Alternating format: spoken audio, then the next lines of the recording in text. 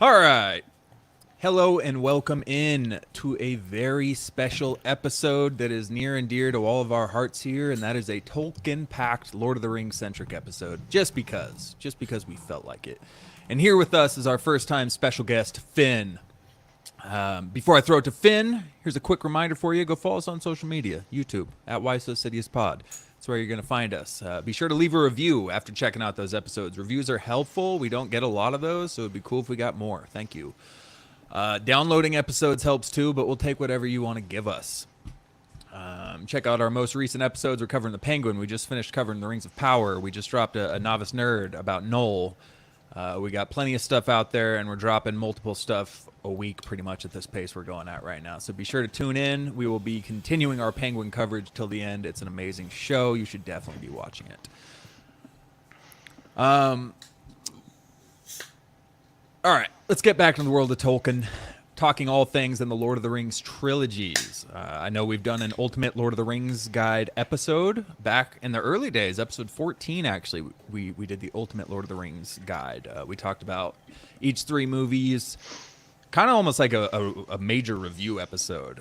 We also talked about the first, second, and third age. I mean, I could go fully into that whole shebang about the story of Middle Earth and the story we follow there, but I'm not going to do it. So go ahead and listen to episode 14 if you want all that info.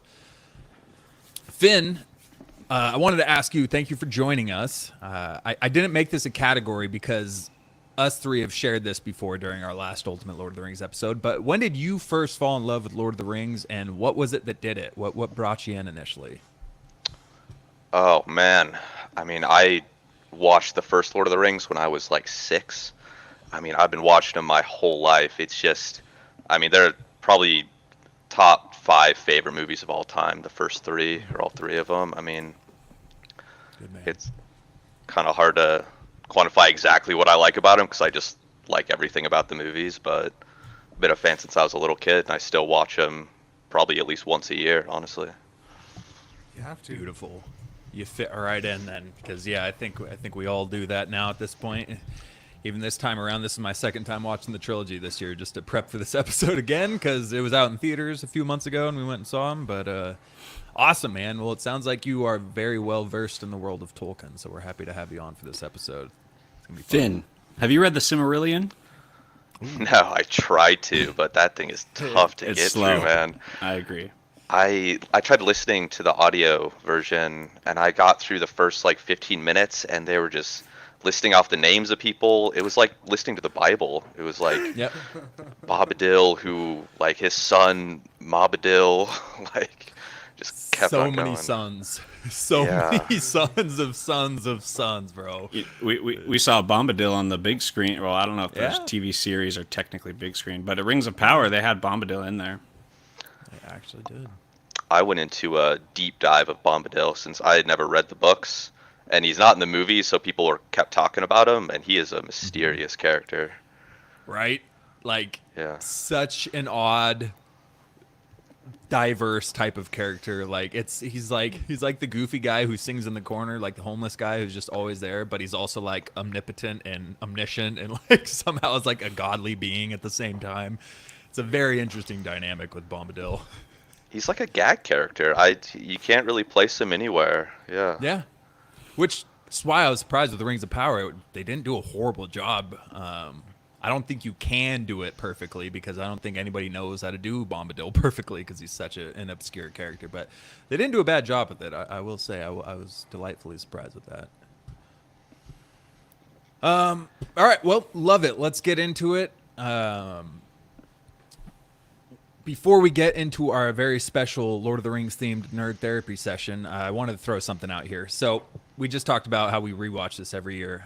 I usually watch the extended editions of these movies during my annual watch, which are about an hour longer each. It's about over 4 hours, I think, all three of them. Like, it's a lot. But I wanted to rewatch them before getting to this. I didn't quite finish Return of the King, but I skipped the extended edition. So I went with the theatrical, save a little time.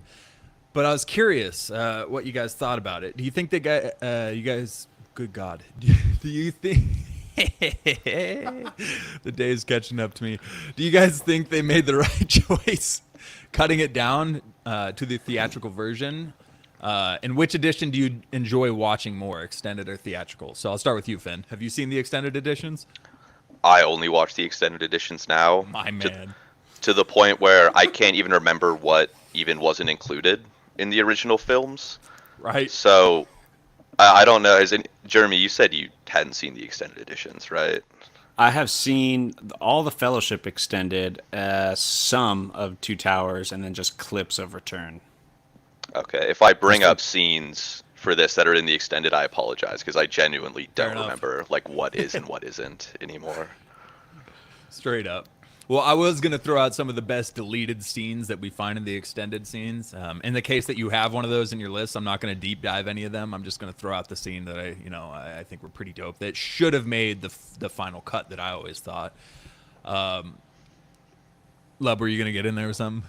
I was gonna say I might have a hot take then, because I think I prefer the theatrical versions of the movies. Because I know it's sacrilege, but most Just of the the timing stuff, alone.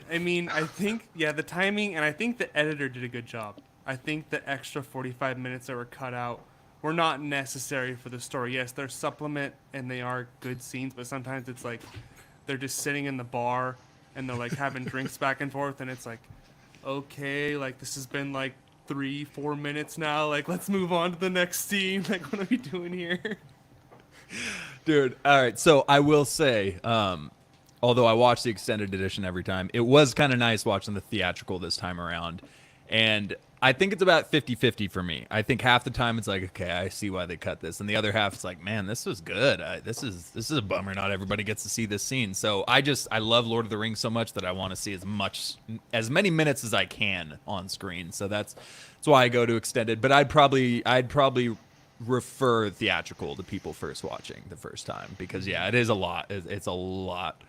Real quick, Galactic Core podcast. Shout out to Andy. He's in the chat. 4 a.m. feeding the baby, but he gets to tune into us live. Thanks for joining us, sir. We appreciate your company. I feel your pain there, Andy. I know how that goes, man. So hang in there, pal.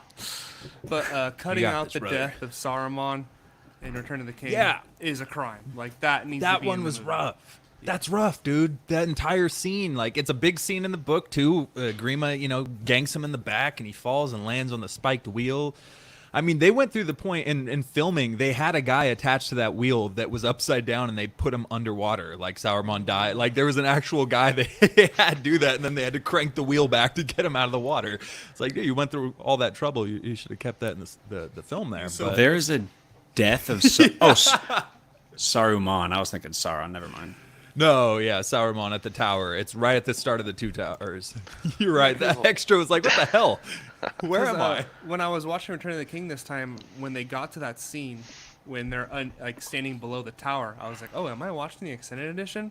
And then Gandalf starts to talk about it, and he says, oh, he has no power now that everyone's been defeated, and they just move on to the next scene. It's like, oh, did see that's it, I guess. Like, they Yeah. don't show anything else, which is weird. Well, it really changes the story if Saruman's just in his tower hanging out for the rest of the Yeah. movie instead of dead and gone. I mean, Seriously. You know what? Also, sorry, I misspoke. That's not how that happened in the book, because they actually encounter Sauron on the way back to the Shire. And then that's when I think Grima ganks him in the back. But Sauron, there's some interaction with the hobbits after the ring has been destroyed, where they come across Isengard, and it is. It's Sauron disguised as somebody else, and he's formed this band of orcs, and he's going to attack the Shire because he's pissed that they basically bested him. And they run into Sauron on the way back to the Shire at the end of the Return of the King book. So it is different, but Isn't- it's weird leaving it open-ended. The Shire's just destroyed when they go back in the books. They go back, and then it's being attacked, and they have to like fight off the people attacking the Shire Okay. and the other hobbits at home. There's a whole storyline in the Shire in the book. That the movie totally skips it, which They it's definitely not a didn't bad have time thing. for that. They did Yeah. not have time for Yeah, that. they That's had extra. 7 endings as it was. They didn't need to have a Shire battle at the end, but Climactic. it is in the 8th book. ending. it Yeah, would it- have been. Sorry, it would have been really cool to see. I feel like at that point it felt like the ring was destroyed. The movie was like over. It would have felt a little like anticlimactic if they go back and it's like now the hobbits are gonna fight people. Right. It's like Right. You can't have the battle at the Black Gate and then finish it off with a battle at the Shire. Like, it Although- doesn't work. Bill the Pony would have wrecked. I just want to clarify that. Oh yeah, he's still out there. Build the pony, MVP. All right, real quick with the deleted scenes. The other ones I shouldn't have cut out. Aragorn cutting off the Yes. head of the mouth of Sauron after So he taunts sick. them about Frodo's death, and he just rides to the side of him, cuts his head off, says, "I won't believe it," hypes up the army. Like, oh my god, it's chilling. It sucks that that's not in the main cut because it's such a good scene. And Yeah, they throw the Frodo's elvish chainmail to them, saying like Yep. we killed Frodo. That was big. Yeah, yeah, and it was emotional. Like the hobbits react, Legolas and Gimli react to it. Like it's a really good scene. I don't get that one. And then the Witch King and Gandalf interact within Minas Tirith. That's a pretty dope little scene. The Witch King snaps Gandalf's staff, which was pretty controversial. Some people did not like that. But that's a cool little sequence that happens that doesn't happen in the theatrical cut. And the other part is in Rivendell. The Council of Rivendell is extended in the extended edition. And at one point, everybody starts arguing, and Gandalf speaks up in the black speech. And it starts like vibrating the screen. It goes Hell dark. yeah. Shadow covers Rivendell. And Elrond gets pissed, like, hey, that language has never been spoken in Rivendell before here. What the hell you think you're doing? And he apologizes, but says, like, that's the language that will be spoken across Middle-earth if we don't get this done. And it's so heavy and just lays a perfect point down. And I think that definitely should have been the theatrical cut, too. I had forgotten the scene where the Witch King destroys Gandalf's staff wasn't in the original. I wanted to bring that up because the Witch King is like a really hard villain to kind of rank in terms of how powerful he is. Yeah. Because he's in a couple different fights. Aragorn literally 1v5s him and 4 other Nazgul at Weathertop. Right. And then he shatters Gandalf the White Staff, who's like arguably the second or third most powerful person in all the movies. And then he gets killed by Merry and Eowyn. And it's just like, it's kind of all over the place, you know? That's true. It's absolutely true. And maybe that's why they took out the staff scene, just because they were like, we're making this dude a little too powerful. If a hobbit and Eowyn is going to kill him, the person who can't even make a good stew, and she's going to be the one who kills the Witch King here. But She's no man. She is no man. That's true. She She- takes she down proved an that Oliphant point. all on her own, and all she'll be remembered for is making a bad stew. Terrible stew. Oh. Good lord, lady. And not reading the room and realizing Aragorn loves somebody else. But we'll get to that. He doesn't like you, lady. Let's get into the greatest trilogy of all time. We've talked about the deleted scenes. Let's get into the theatrical cut.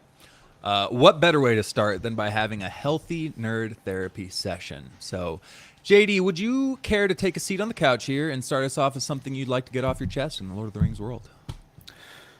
Okay, so let's just speak about your feelings here, and if you really consider a theoretical situation, if Gandalf never escaped Sauron's tower, you know, what would the movie look like? And separately, what if Saruman never captured Gandalf to begin with? So those two scenarios, how does that make you feel? And Finn, what do you think? I was thinking about this today, and I see it like this. The group still meets in Rivendell. The Fellowship is still probably formed, or Boromir just takes the ring because Gandalf's not there to stop him. Let's just say the Fellowship is formed. They don't have a guide anymore, so they'd likely go with Gimli's path through Moria still, and as long as they still get there, they don't have a way to get in because Gandalf is the only person who knows the password. So now they're stuck there, and then I honestly don't know what they do from there. They're just at the doors, they can't get in. The Watcher of the Water maybe eats them, and they Yeah. just die, maybe? Yeah. It's bad news, any way you look at it. Yeah, best case, Legolas happens to say the word friend in Elvish while having a conversation with Aragorn, and the doors open, and then they go in, and they don't have a light because the entire place is dark, and Gandalf is the only one with the light with his staff. So they just wander through darkness. Balrog eventually kills them, I would imagine, because they don't know what the hell that is. Or they decide to go Boromir's path from Rivendell, and they cut through Rohan, much too close to Isengard, and either way, Sauron picks them off because Sauron picked them off even when Gandalf was walking with them, broke their path going over the pass of, I forgot the name of it. But yeah, going over that pass. So It's not either like there's it a lot doesn't of work names. out good. Well, yeah, they don't have names for every possible mountain pass. Every beacon that's lit is a different Every pass. building. Yeah. But yeah, it doesn't end well for the Fellowship. So I agree with Finn on that one. And then as far as him not getting captured, that was the other hypothetical. Like if Saruman never captures him, Yeah. I don't think too much changes then. I think Gandalf meets them in Bree. Maybe they don't, hit it off with Aragorn like they did immediately and get their bed stabbed. I don't know. But I think Gandalf doesn't. I think that they pretty much will still end up at Rivendell. Gandalf will just be with them in Bree. So that was the interesting thing for me. So if Gandalf's in Bree, Aragon, is Gandalf just going to introduce Aragon at that point, and then they're all going to be cool with him, and they don't have a mysterious rider situation up until the point where he saves them and continues the journey? Like, hey, this is Aragon. Yeah, He's going to help just us lose now. his cool intro. Yeah. No cool intro Yeah. Strider. That's I it. think one thing that's interesting to think about is if Gandalf is with the hobbits and Frodo, is that maybe Frodo doesn't get stabbed on Weathertop Yes. because Gandalf's there to save him, and that could alter the story a bit for sure. Yeah, they would sure as hell not be lighting fires on a side Yeah. of a mountain. Gandalf would not let that happen. I don't know if he sleeps. Oh, he does. He was asleep when Pippin took the Yeah, just the with his eyes Palantir. open. But he Yeah. sleeps. creepily. I think one thing I was thinking about as well is if Gandalf still was captured, I was thinking maybe Elrond would take his place in the Fellowship if he would go with them instead. I'm not sure if that would be possible because he's got a ring of power, so he's pretty strong at this point in the story. He's kind of like, he's not as strong as Gandalf, obviously, but he's kind of a, second choice for that Yeah. role. And a wise leader. He at least probably knows the way to Mordor, which I don't know if anyone else actually would know the route to take. Probably not. No. Yeah. So yeah, I think it'd be more interesting if he never escaped. But yeah, I think it'd be a dark fate for the Fellowship. All right, Caleb, you got something for us? It's a kind of a more nerd octagon. And Finn, are you familiar with Game of Thrones at all? Yeah, I saw it a while ago. I haven't watched it recently, but I'm You familiar. finished it though? Yeah. Okay. So I'm gonna take. It's more of a nerd octagon. Is more of like a dream matchup where we take two different sides and put them against each other in an octagon. Scene. Jon Snow versus Aragon. No, not that. Damn it. He's cooked because we already did Jamie Lannister Yeah. against Aragorn. Yeah, Lannister no, lost, so I'm Jon not taking. Snow. I'm not taking that L today. We're going a different route. It's my hero, but I want the Nazgul, and what are the things they ride on called? the David, Fell right? Beasts. The Fell Beasts against Dany on Drogon. Oh, And then come on. That's easy. You think she Danny takes, like, destroyed. all Dude, that nine? Drogon. Look at the Oh, fire. the They're 9? All nine of them. Oh, So shit. that's what I was saying. Maybe you throw John and on Rhaegal in there too. So you have two dragon riders, two dragons versus the 9 Dude. Nazgul. I'm I going don't see. Dany. Yeah. I'm going Danny because those things I don't even think could pierce the skin enough to really hurt them. They might even try to bite Right. its neck, and That's it's still true. gonna be They okay. don't have any like powers really besides. They just got some fighting. claws, but the way Aragorn handled them with a flaming stick and took out 5 of them, you say Dracarys, and Drogon lights up the 9, and their cloaks just catch fire in midair and fall off the back of the fell. I don't know. I'm taking their No, fire but they're breathing. riding those. They're riding those things too. Whatever No, I they're- know. They just catch fire too. Yeah. But That's like a shotgun blast, though. It'll spread and get them. I'm not gonna lie though. That'd be a sick scene to watch. Like that's one of the coolest Nerd Octagon scenes I could imagine. Just Dany and her dragon versus the Nazgul and their fell beasts. I could picture it. I wouldn't say it's a given. We saw the Fell Beasts take out the Eagles in the prologue scene of Rings of Power. It's they a were given. kind of overwhelmed. It with is a Eagles, given. So They're done. I'd never count out the Witch King.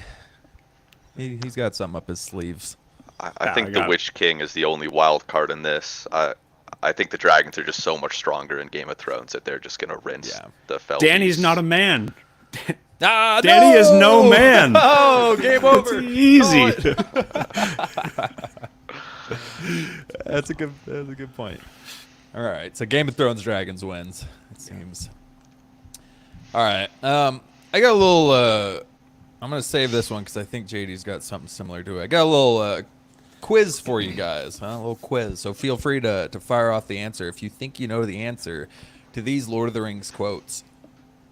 Who said this quote, and in which? Who said this quote, and in which movie? You draw far too much attention to yourself, Mr. Underhill. That's Gandalf. No? That was Aragorn, Fellowship of the Ring. Mr. Finn. Ding, ding, ding. That is at the Bree, the prancing pony. Strider pulls up to Frodo after he throws the ring on. Very good, very good. All right. I what do hate we when got next? I hate when it's so clear in your mind after you hear the answer. Like obviously, like the word Underhill, that was Yeah. his fake name. Like everything. I know. Stupid, stupid, It's stupid. always harder when you're on the spot, as we saw with Caleb's little game he gave to us last episode. Couldn't think of top grossing Totally. franchises at all. I said fucking Jason Voorhees, Friday the 13th. They make like 200,000. They have so many movies though. That's why I was like, maybe It's not a bad point. they get like 10 mil at the box office. All right, that's from the extended edition, so I think Finn's gonna just full on. Real quick though. All right, remember this day, little brother. Life is good.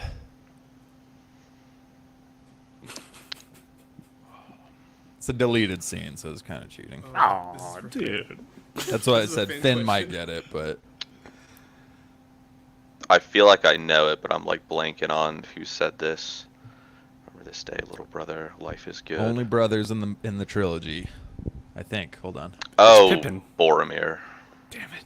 Yeah. Boromir to Faramir after they save Osgiliath in the deleted scenes before the Council of Rivendell. Merry and Pippin aren't That's a brothers, deep huh? cut. No, I think they're God, they cousins. really seem like it. Who? Merry and Pippin? Yeah. Yeah, that was a flashback, right. wasn't it? Yes, it was Yeah. actually. Yep. A double deep cut. All right, here we go. All right. I would cut off your head, dwarf, if it stood but a little higher from the ground. Oh, I don't know his name, but I know his face. It's the guy. JD. And it's the the fucking guy. You can't tell me his face.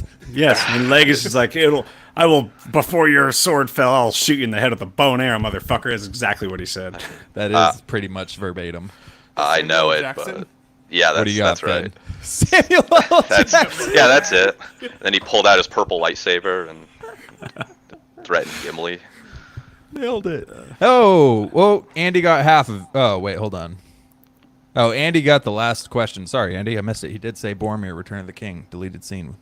You know, but you know what bugs me about that is during watching the movie, I was like, oh, make sure to get this guy's name because I have something to say about him, and I just like never did. You got his, His face name is though. Billy I got Butcher. his face. Yeah, Oi, that's Huey, true. I'll Oh, cut your wow. head off. That's so true. That Should is be Carl John Urban, Constantine, Mr. Man. legend. That's Could be. crazy. Finn, did you know his name? It is Eomer. Bam. Eomer and the Two Towers. All right, we'll do one more. Okay, that's ridiculous. We have work to do. That's so vague. Come on, man.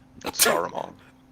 no, Actually, it was. I do know that. All right, that's too easy. There you go. You'll find more cheer in a graveyard. It's Gimli. Gimli, Which that movie? Fellowship. Oh, I guess. Two I Towers. was thinking of. Finn got it. Stupid. The Two Towers. All right. All right, that's all I got for this one. I was just going to throw out some quote quizzes there. JD, you got another topic for us? Yeah. Pick one character from the trilogy. Give them their own spin-off film. Who would you want to see the spin-off film the most for? Who would it be? And like maybe what part of that? What would that story look like?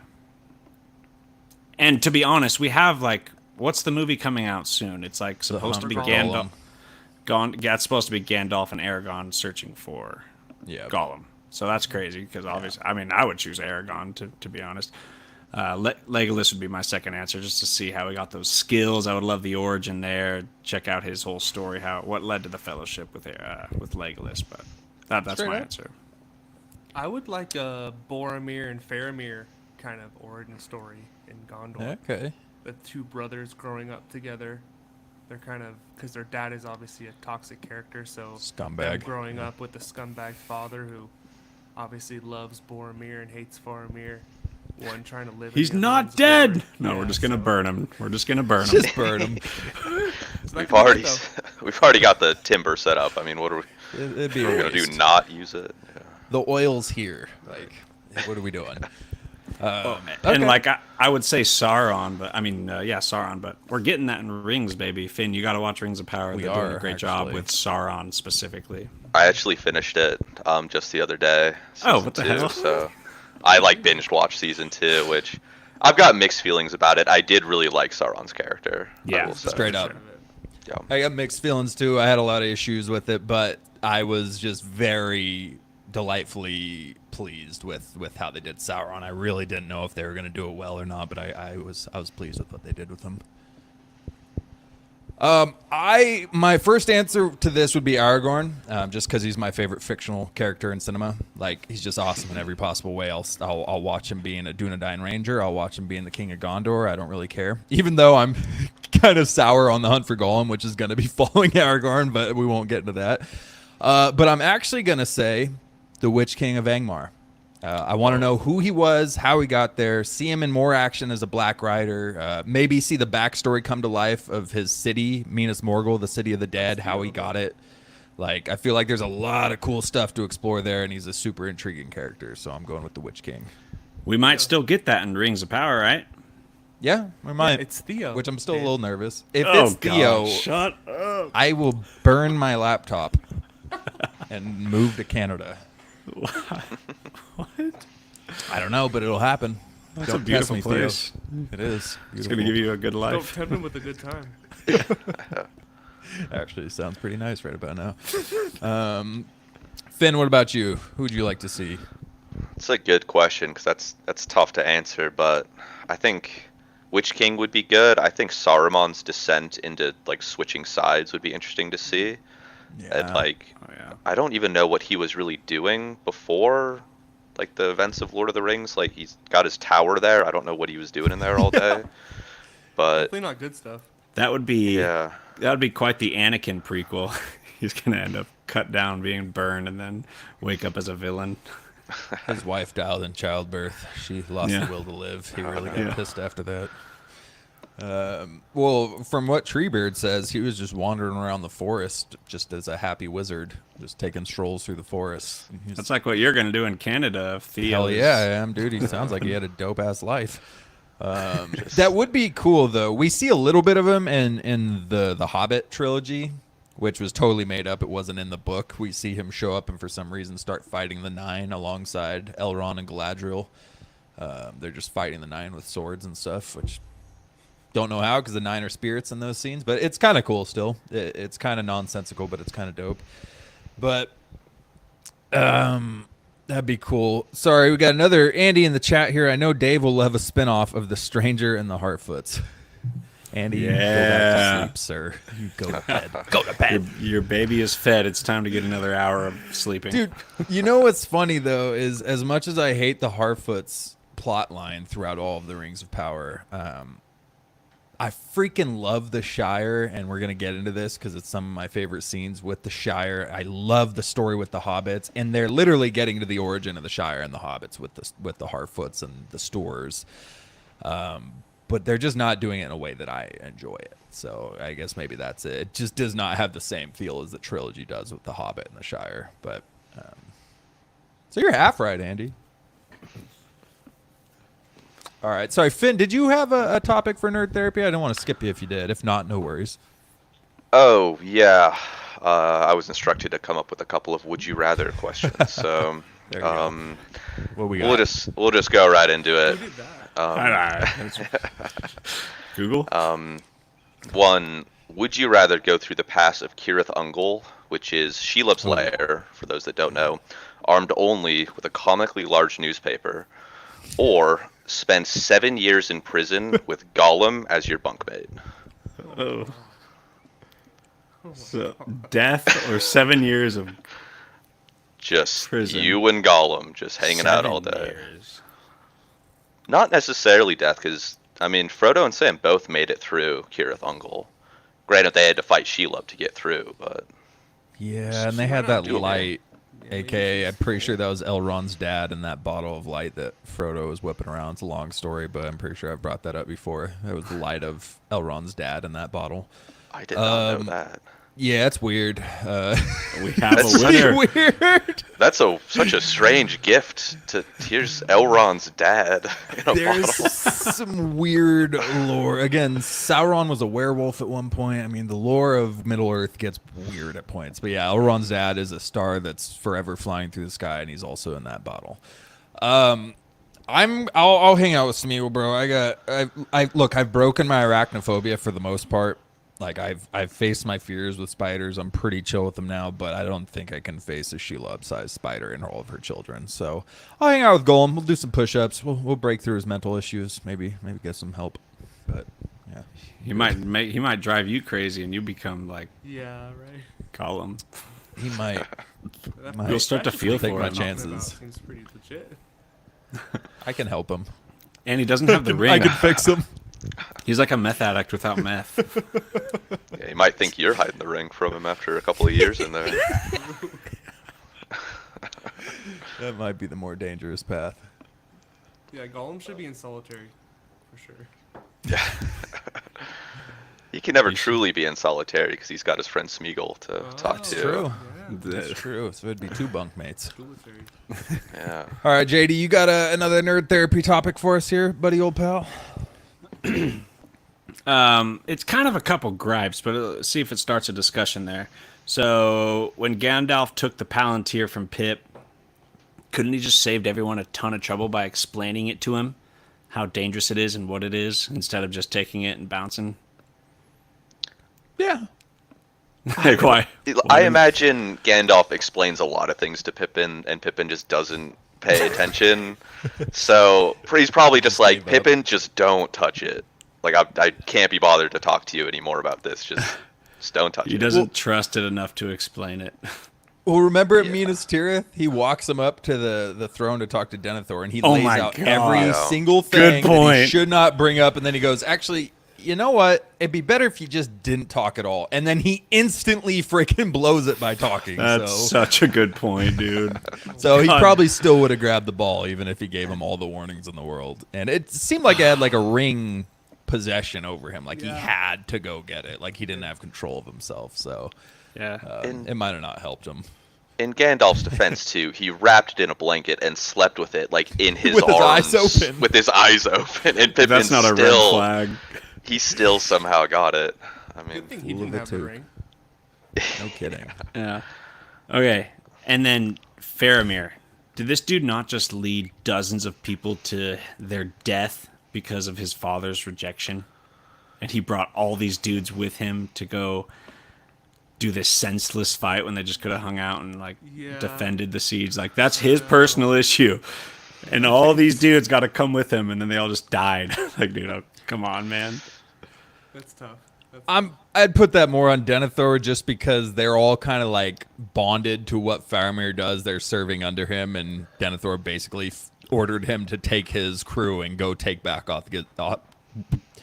He didn't. He didn't rough. order anything. He was just like, no, dude, like I don't care about you. That's all. I mean, it's not like he said get out. And he's He like, basically "Ah." said, if you're a son of mine, you'll take back the city. And he said, do you really wish this of me? And he's like, yeah, blah, blah, blah. And he's like, all right, well, if I come back, like, will you think better of me? He said, it depends how you come back. So he was telling him, like, go take He back the kinda city did. or you're not my son. And Faramir obviously has some deep-rooted daddy issues there. So not to say it was the right choice there, but he's in a tough spot with a rough relationship with his father, I guess. that's... And we- Oh, sorry. ahead. No, you got that's it. It is a good point because it is a little ambiguous in the wording of like I guess you'll go take back Osgiliath, and Faramir knows there's no way to do that, but he does take about 100 of his friends to go along with him, which is kind of a dick move, I guess, if that's like up to him. I guess, And- yeah. And don't they all die except Faramir comes back wounded? everyone dies. I'm pretty sure he's the only one who comes back. Yeah. And Dragged. then his father tries He's- to light him on fire. Yeah. Dragged back. So maybe Tough it is look a for- good thing for that Faramir. he gets to watch his father burn alive as he wakes up after what he Yeah. did to all of his troops. Of course. Not a bad gift. Yeah. Yeah. Ooh, he's Um, flying. And then two more quickly. First of all, the ring melts in Mount Doom and that whole tower crumbles. What is that about? The ring's dead, so the whole entire tower, the structure of it, it's just It's like a Horcrux. Kind of. And the tower wasn't even like the Eye of Sauron wasn't in the books. That was just Yeah. added for the movies. Yeah. So I think they were just trying to be dramatic. It's just literally the power of Sauron leaving, so his essence crumbles, and he is that tower kind of in the movies. So tower goes boom. I actually like that scene. I like how it like crumbles and then just explodes like at the bottom and sends debris everywhere. yeah. I could see the eye exploding, but the whole tower, that seems built. It seems like it's held up by physical. Well, imagine if the eye just like went out like a light bulb and it's like poof and it's like, oh, he's gone. Like, Yeah, that Right. would not be climactic. It just still doesn't make sense, and I it, think and it still works. it's It symbolic. does. Yeah, it is very But- symbolic. Yeah, they mentioned the Eye of Sauron in the book, but yeah, like Finn said, it's not an actual eyeball that's floating around a tower in the book. That's never once in there. So that was a total Peter Jackson creation, which a lot of people didn't like. A lot of book readers didn't like when he did in the movie, but yeah, I thought it worked. But yeah, it's just it's a symbolic deal, and it is. I just think of the Horcrux thing with Voldemort and Harry Potter. They destroy the object that he embedded his soul in, and whatever happens, something else, whatever else is tied to that gets destroyed too. And so the tower is Sauron's embodiment essentially. But For sure. yeah, physics-wise, it doesn't make sense for sure. I've never had a problem with it until this recent rewatch, and I was like, come on. But it's fine. It's still totally Yeah. fine. Last one. Let's just do it for the internet. I don't care. But Gandalf didn't have them take the eagles to Mount Doom from the very beginning. Isn't there an answer in the books for this? This is for the internet, but let's at least address it. So I've addressed this one before, but it's basically the eagles are like a higher up species than like men. Like they're like an angelic species almost when it comes to Middle Earth. They're very intelligent. They have their own deals, and they don't act as slaves to anybody else or answer anybody else's biddings. And the main eagle, oh god, the king of the eagles, what's his name? Starts with an A, I think. No. Noel. There you go. No, I forgot what his name is, but basically, Gandalf is like one of the only people he like really has trust with, and I think he owed Gandalf one, so he's like, okay, I'll hook you up here. He saves them, but that was one thing, and the other thing was they didn't fly directly into Middle Earth because the Eye would have seen them coming from a mile away with the ring, and the only way to get the ring to Mordor would be to sneak it through, and they couldn't risk just taking it on the Eagles with the Nazgul there waiting, the Fell Beast waiting to attack the Eagles. So I think they explained it much better in the books, though. I think they actually mentioned that in the books. I like both of those answers. Yeah, and Finn, you got anything else on that? I mean, the answer I always think of is just the cop-out answer, which is like it wouldn't have been a good story if they did it. Well, of 'cause course. The way the way I see it, it's like the Eagles maybe could have done that. They might have just got killed by the Fell Beasts and the Nazgul. But also, if they do fail, then he just gets the ring back. And I think they wanted to maybe be a little more tactical than just like. I feel like it would be, if they were coming up with ideas on how to destroy the ring, it would be the first idea on the list. And they're like, let's hear some of the other stuff before we just send in Eagles. Yeah. You know? That's fair But too. it could have worked, to be fair. To be honest, maybe it would have worked. Who knows? And I forgot why they went and picked them up at the end. There was some reason they ended up swooping back. I forgot what it was, but Gandalf sent another moth. I don't know. There's some reason to it, though, but I don't remember. Barely an inconvenience. And Super they sent easy. that third eagle for Gollum. R.I.P.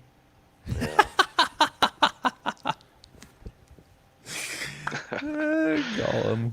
What an idiot. All right. Finn, did you have any other would you rathers?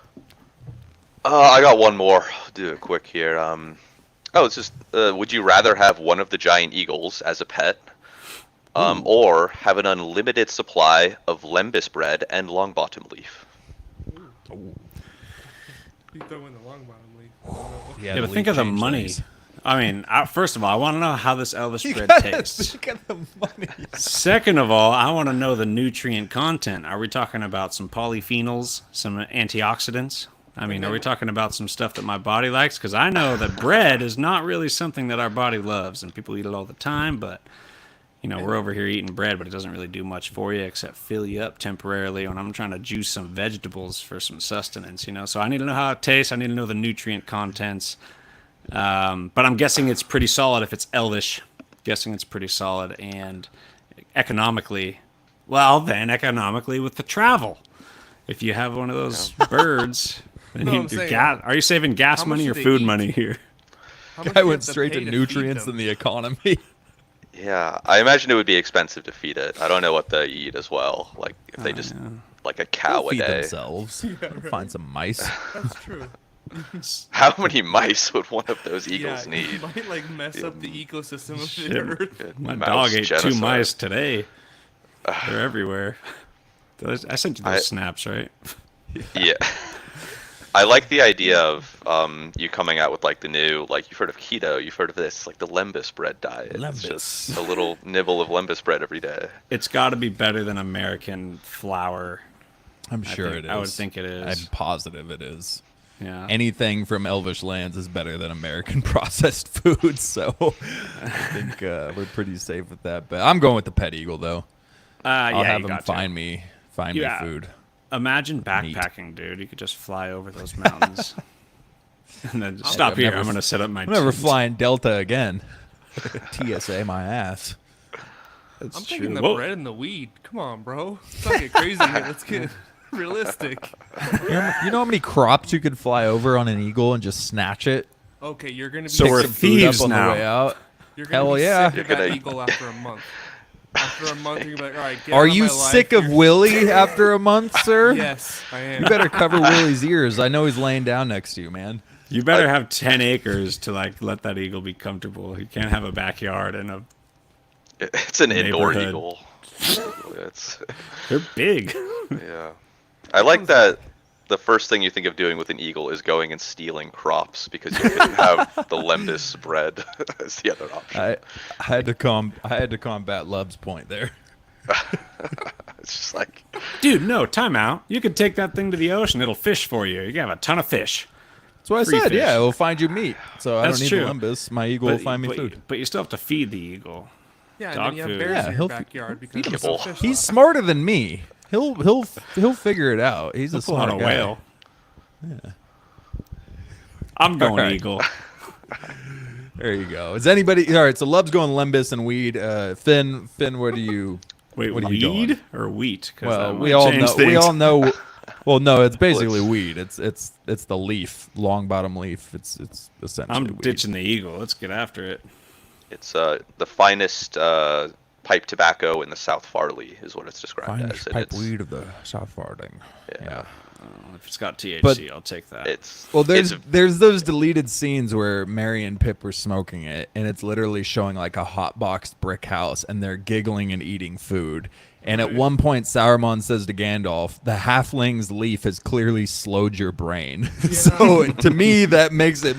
There's some psychological effects going on from that leaf, but Don't get me started. I think weed's good for the brain and not slowing it down in that way. But let's just well, move that's on. because Sauron's a hater. He turned Yeah, evil. He frickin' didn't know what he was talking hater. about. Okay, to be fair though, this will come up later, but Saruman said that to Gandalf, and then when Merry and Pippin were raiding his supplies after the Battle of Fangorn, they find Yeah, 2 a ton. barrels of Longbottom leaf in his cellar. So he was when he was wandering around in the Hypocrite. woods, he was absolutely smoking that. Yeah, that was just his bitter side of knowing that he had gone down a dark path, and now he was just giving Gandalf crap for being happy, and loving nature. That's all that was. All right, do we have any other nerd therapy topics before we move on to the lists? That's it for me. Yeah, I That's had the it. 2 Would You Rathers and then the Witch King thing, but that already got brought up, so good to There you go.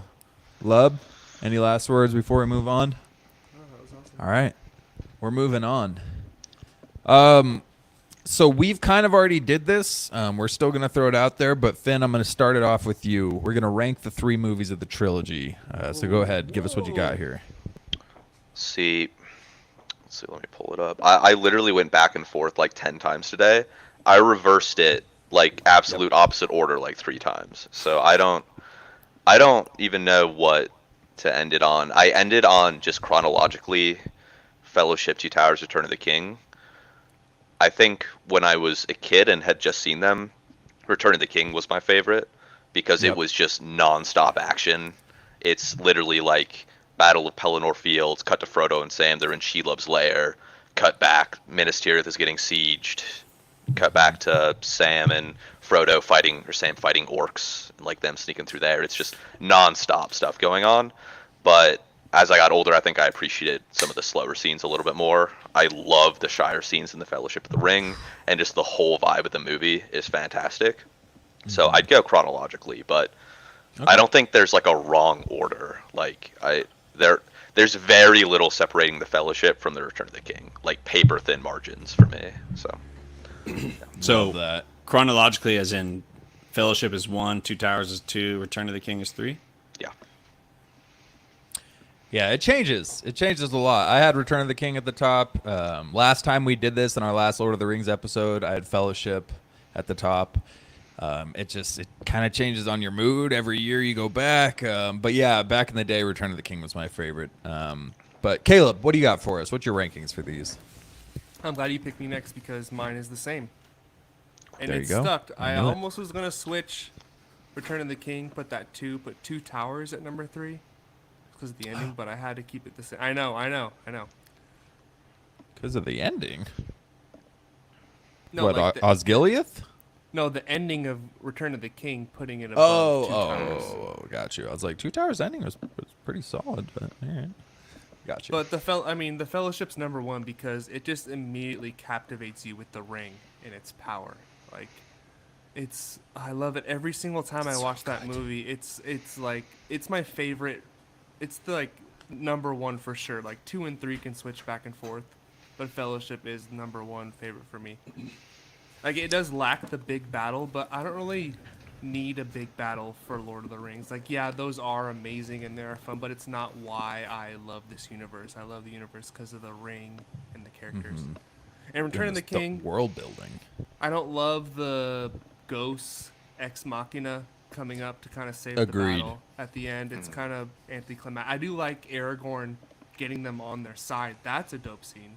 But them coming to kind of save, they just like wipe everyone out in like 10 seconds. Like, oh, okay then. And then Right. the 7 endings is also kind of the thing that kind of brings it down for me, where I think they should have ended it when Frodo goes away from the other hobbits. But there's like, what, 2 more after that, I think? And Yeah, that's like the I think 3rd so. one. Yeah, I agree about the Return of the King final battle. Like, I prefer the Battle of the Bastards ending in Game of Thrones, where you have a force overwhelm another force that comes through. The green CGI just wiping out everything in a matter of seconds was not as fulfilling as a full battle finish would have been, which is why in the books I like that way better in the book because of that reason. Visually, it was kind of anticlimactic when it came to the movie aspect of it, but dude, it was tough for me, man. So my ratings for these was Return of the King 9.1, and then the Two Towers and the Fellowship were both 9.5s when I checked my list before this most recent rewatch. I'd like to say it still stays the same. So Fellowship and Two Towers are tied for me at the top. And last time I had Fellowship Pick being one. number 1, so this time I'm going to put Two Towers just because on this most recent rewatch I enjoyed that one more, which is wild because it was 4th, 5th, and 6th hour of watching. So you would think like I'd start getting a little fatigued watching them back to back, but nope. I absolutely freaking love the Two Towers. Like every plot point of it, Gandalf the White returning, Helm's Deep is one of the most incredible cinematic feats ever. I mean, it's incredible. So I'll give Two Towers the tiniest of nods over Fellowship, and then Return of the King barely under those. So let's switch it up. JD, what do you got? So mine has like my whole life. It's been set to Two Towers as 1, Fellowship 2, Return of the King 3, and I'm watching this second time, and I'm like, it totally switched. And I have Two Towers last now. Because my favorite thing about it, I mean, obviously Helm's Deep was amazing. But King Theoden's story brought it down a lot up until up until Gandalf took Saruman out of his consciousness.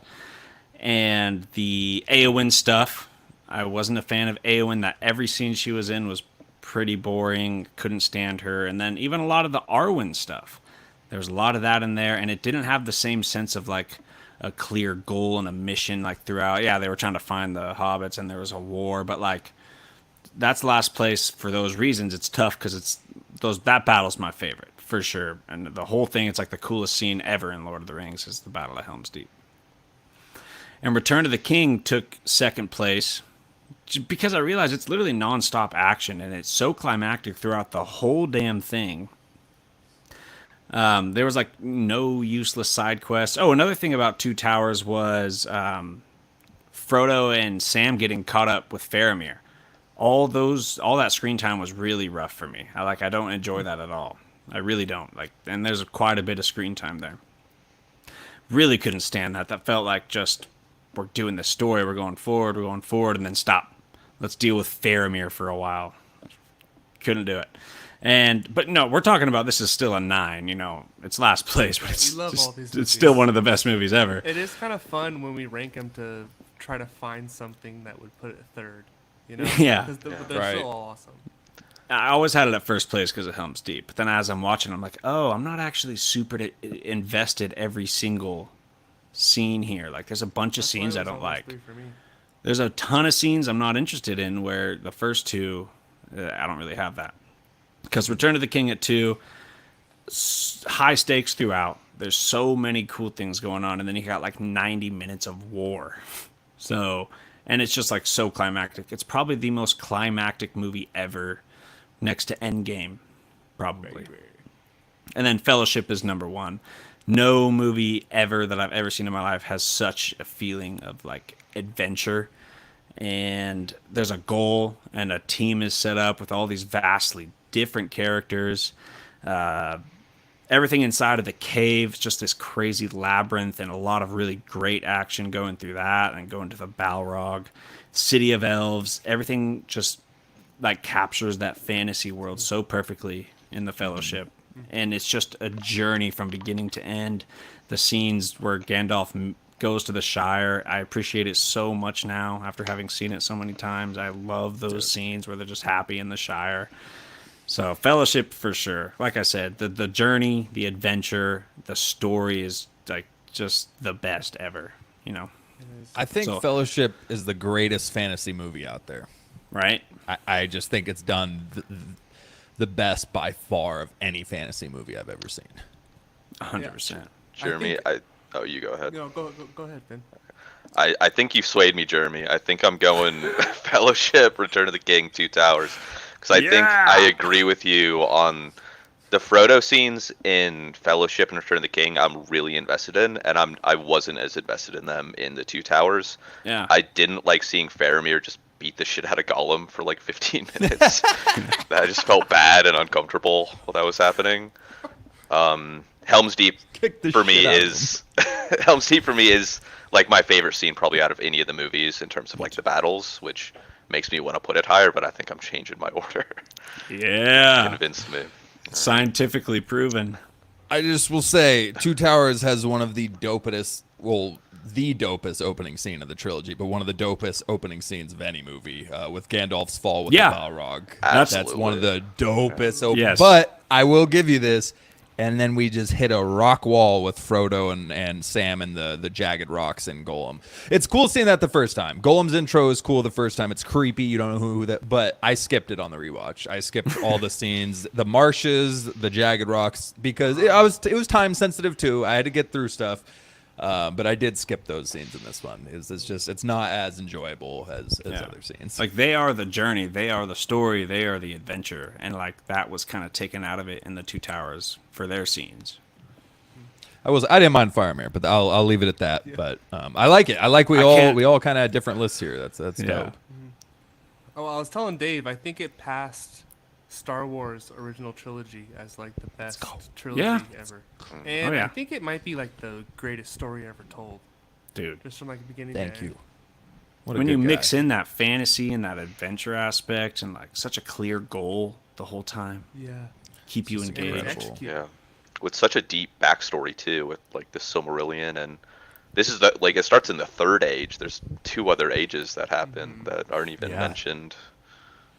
Yeah. Yeah, Just crazy good adaptation. Peter Jackson killed it, and the way they shot it really showed it. You didn't drop in quality at all from movie to movie to movie, and that's because they shot it all in one go. All right, let's get into the characters. Let's rank some characters. Top 5. It's kind of hard. There's a lot of good characters in this story. There's a lot. I think mine was pretty predictable. Lub, let's start with you on this one. Rank your top 5 characters of the trilogy. Well, to be not predictable, I left Gandalf and Aragorn out of my top 5. Because, All right, get the hell out of here. Get this guy out of because here. they're, It's not even a top 5 list. because they're in there. Okay, so I have two Top 5 all- basketball players. Let's take Jordan and LeBron out, though. I have, Alright, sorry, then continue. I have 2 all lies and number 3 through 5. How about that? Because Gandalf and Aragorn are my 1 and 2. Okay. So we're just mixing it up a little bit. I'm cheating. I'm By the way, going and- 3 through 7.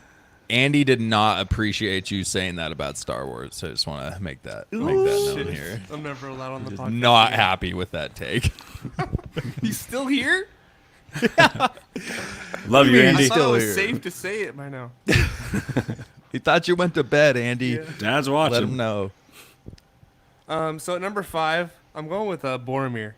I think that his character is super like more in depth than you think in the Fellowship, where he just seems kind of one-sided. And when you go to the Council of Elrond, he's like no one simply walks into Mordor, and you think he's like the one guy who's like against It is a it. gift. But he also like craves the ring to bring like the holy like the whatever back to Gondor. Like Mhm. their glory they were once in. Right. So he's a very in-depth character, and by the end, he tries to get the ring, and then he realizes what he's done, and so yeah, he's a great character. And I will say, sorry, I'm not going to cut you off every time, but the extended edition really fleshes out Boromir in the flashbacks. You see him as more of a person he was just fighting for his city, man. His city was Right. fighting for their lives against Mordor. They're the front lines against Mordor, and you get a more fleshed out backstory to Boromir in the extended edition that I think is really cool. And number 4, I'm gonna go with Galadriel. So maybe this is like Rings of Power bias. In the trilogy, You're just doing fellowship rankings. she's like 3 minutes. Well, she's like the okay, narrator I'm of not gonna- everything. That's true too. She is. She Prologue. narrates, and she gives the advice Would be throughout. Like in the Return of the King, she comes back where she tells Frodo what to do when she against the spider. You have Elrond's dad in your pocket, Frodo. I can't get over that fact. That's so ridiculous. How many And then- dads are in bottles in the world? Like, is that just the tip of the iceberg? Is like his just dad in a throws it- bottle? He just You don't throws even it out want to there know and what's in move on. Frodo's sword. Where's Elendil? And here is Elrond's nephew in a bottle. It's like, okay, he's putting these people into bottles. Shit. Sorry, not to interrupt. I just No, I love it. And number 3, we got Legolas. I mean, come on, just the goat of the whole story. And then number 2, Sam. No, he's Not the dope. goat, but He's dope. no, number 2, Sam is the real goat. He keeps is the real Frodo goat. on the path the whole time. Whenever Frodo tries to stray away, it's Sam that keeps him back on it. And then for my number 3, technically, it is Gollum. I know Dave shot on him earlier, but I mean Gollum with the scenes Ah, you he's get, dope. Shat. He shat on him. Got all over him. the scenes of him talking to himself, but it's like 2 different people where it's Gollum and Smeagol communicating with each other. Like, he's such an amazing character, and Andy Serkis, of course. We haven't talked about him yet. Kills it. Brings the character to life in such another level. So I had to put him at number 1. And when like in Return of the King, when he says the precious made him do it, you really do believe him. Where you're like, damn, like he's so twisted by this ring to where, yeah, like he is honest in that moment, telling Frodo, I didn't mean to do this. Like this ring has so much power over me, but then at the snap of a finger, he's back to being Gollum and back to craving that ring again. So he has to be number one for me in this list. Straight up, dude. And I realized it on the rewatch just how crazy of an aspect of the story that is. As Frodo is so desperately wanting Smeagol to be able to recover, and he tells Sam, like, I have to believe he can come back from this because he's about to go through the same thing. And this ring is this little tiny ring is so powerful that it's literally twisted him physically, mentally, like to no recognition. It's wild. It's wild. I just freaking love the story of the One Ring. Yeah, that's why. All right. Because his story is about the ring, so that's why he's number one for me. You know. That's fair. Other than Aragorn and Gandalf. They're 2 and 1. I would put Gandalf number 1 though. It's just so obvious, yeah. All right, JD, what do you got? 1 and 2, Aragorn and Gandalf. Weird. Sorry Aragorn- for ruining everyone's list. As a kid, I've never pretended to be a fictional character more than I pretended to be Aragorn, just fighting people in the woods. Oh my god, I've killed so many orc. I've got a body count as Aragorn. And then Gandalf, obviously, he pushes the story forward so well. He always knew what to do, had the answers, and he also had that very warm, fatherly presence. Like, when he was on screen, you felt safe. And you can't. It's 1 and 2, dude. Probably across the board. We'll see. Number 3, I also got Legolas. He just had, the cool factor. His action scenes were always so dope, super satisfying, seeing him use the bow and arrow at all times. And even, like, standing up for Gimli all the time, or standing up for Aragorn when they form the Fellowship, when Boromir starts talking shit, and he's like, yo, this is Isildur's heir to Gondor. Like, shut the hell up, bro. So he's backing people up. He's always, like, I don't know, just like your badass big brother that's going to defend you. And he always played that role. Killing the troll in Khazad-dûm was sick. That was Khazad-dûm, right? I mean, it had different names in the movie. Yeah. Right? Are the Mines of Moria Khazad-dûm? I think it's the bridge of Khazad-dûm. It's like a different area of the mine, maybe. So Because it's yeah, bigger the than you think. You mines said that, right? of Moria, I believe, are a part of the kingdom of Khazad-dûm, and then the bridge of Khazad-dûm. But yeah, I think the mines of Moria were just the mines of Khazad-dûm. So I don't know where the word Moria comes from. I think that was just I think that was just different language. Like Khazad-dûm was the dwarven name for it. Moria maybe was the Elvish name for it because they all have their different names. Yeah. Yeah, and the dude skateboards down a concrete stair deal and stuff. I mean, come on. Counting So down. that's 3. I got Sam as 4. I didn't not necessarily have the most entertaining screen time, but he literally carried the team to victory. Literally carried Frodo up Literally. to Mount Doom. Yeah. And the he was team always back. so positive, always, showed the characters the silver lining, like always brought this undying, loyal energy to the characters, to the movie, so that his loyalty and commitment was just unmatched. 5th place, I got Gimli, my boy, because he was always so funny and so fun. All of his screen time was entertaining, a blast, on screen. He had this ego that was really fun to explore because it was super prominent. Like, he had a giant ego, but at the same time, he didn't take it too seriously. So Gimli's definitely he has a ton of super funny lines. Salted pork, super. He's hungry, man. He goes. Hungry. I have the eyes of a hawk and the ears of a fox. Got an arrow in his face. Could have heard you breathing a mile away. Yeah, the best one is we dwarves are natural sprinters, very dangerous at a short distance. And a scene later, he's like, just keep breathing, that's the key. Just hella tired. So Gimli's number 5. Gimli's the man. All right, I like it. Finn, you want to rattle it off? Sure. I like this question because I think the lists are all going to be really different, and there's no wrong answers to this, which I like. There's so many good characters. For number 5, I had Boromir, just kind of for the same reason. Yeah, come on. I mean, he's not likable at all, at the start, which I appreciate. He's just kind of the jerk who's like, oh, we'll just keep the ring and use it. Bring it to Gondor. It's that's the whole thing we're trying to avoid, Boromir. But he's one of the first people to show just how much power the ring has, tries to steal it, and then completely redeems himself, saving Merry and Pippin. Hell yeah. So he's pretty good. For 4, I had a Gimli, just because he's fun. Like I don't have like a huge justification for him. I just like all the scenes with Gimli. He's funny. He's also like has some great lines. I think in Moria he had a line that was something like, "There is yet one dwarf that still draws breath," and he's Hell yeah. like getting ready for the battle. And then he's also just goofy, like getting tossed by Aragorn. He's got a lot of funny scenes. Don't tell the elf. For 3, I've got Pippin, because I think he shows the most growth out of any character in the movies. He starts out as like a bumbling, goofy hobbit who has this journey of he's constantly making mistakes. He probably doesn't even have a reason to be like on the journey in the first place, other than he's just a homie to Frodo and just wants to go on it. Yeah. He doesn't really bring anything, like in terms of like skills, or he's just a good vibe. I love the scene where he grabs the Palantir, and they're like, "Okay, bad news is that Sauron knows everything Pippin knows. Good news is Pippin doesn't know anything." So it's actually to our benefit. Like he learned more from Sauron. He's so dumb. He actually got info out of Sauron just from being like a blank slate. Uno reverse carded Sauron there. Yeah. That's so funny. And he goes from like this bumbling hobbit to like he saves Gandalf. He has like a good outcome, like in the end. Save Faramir. He did a lot actually.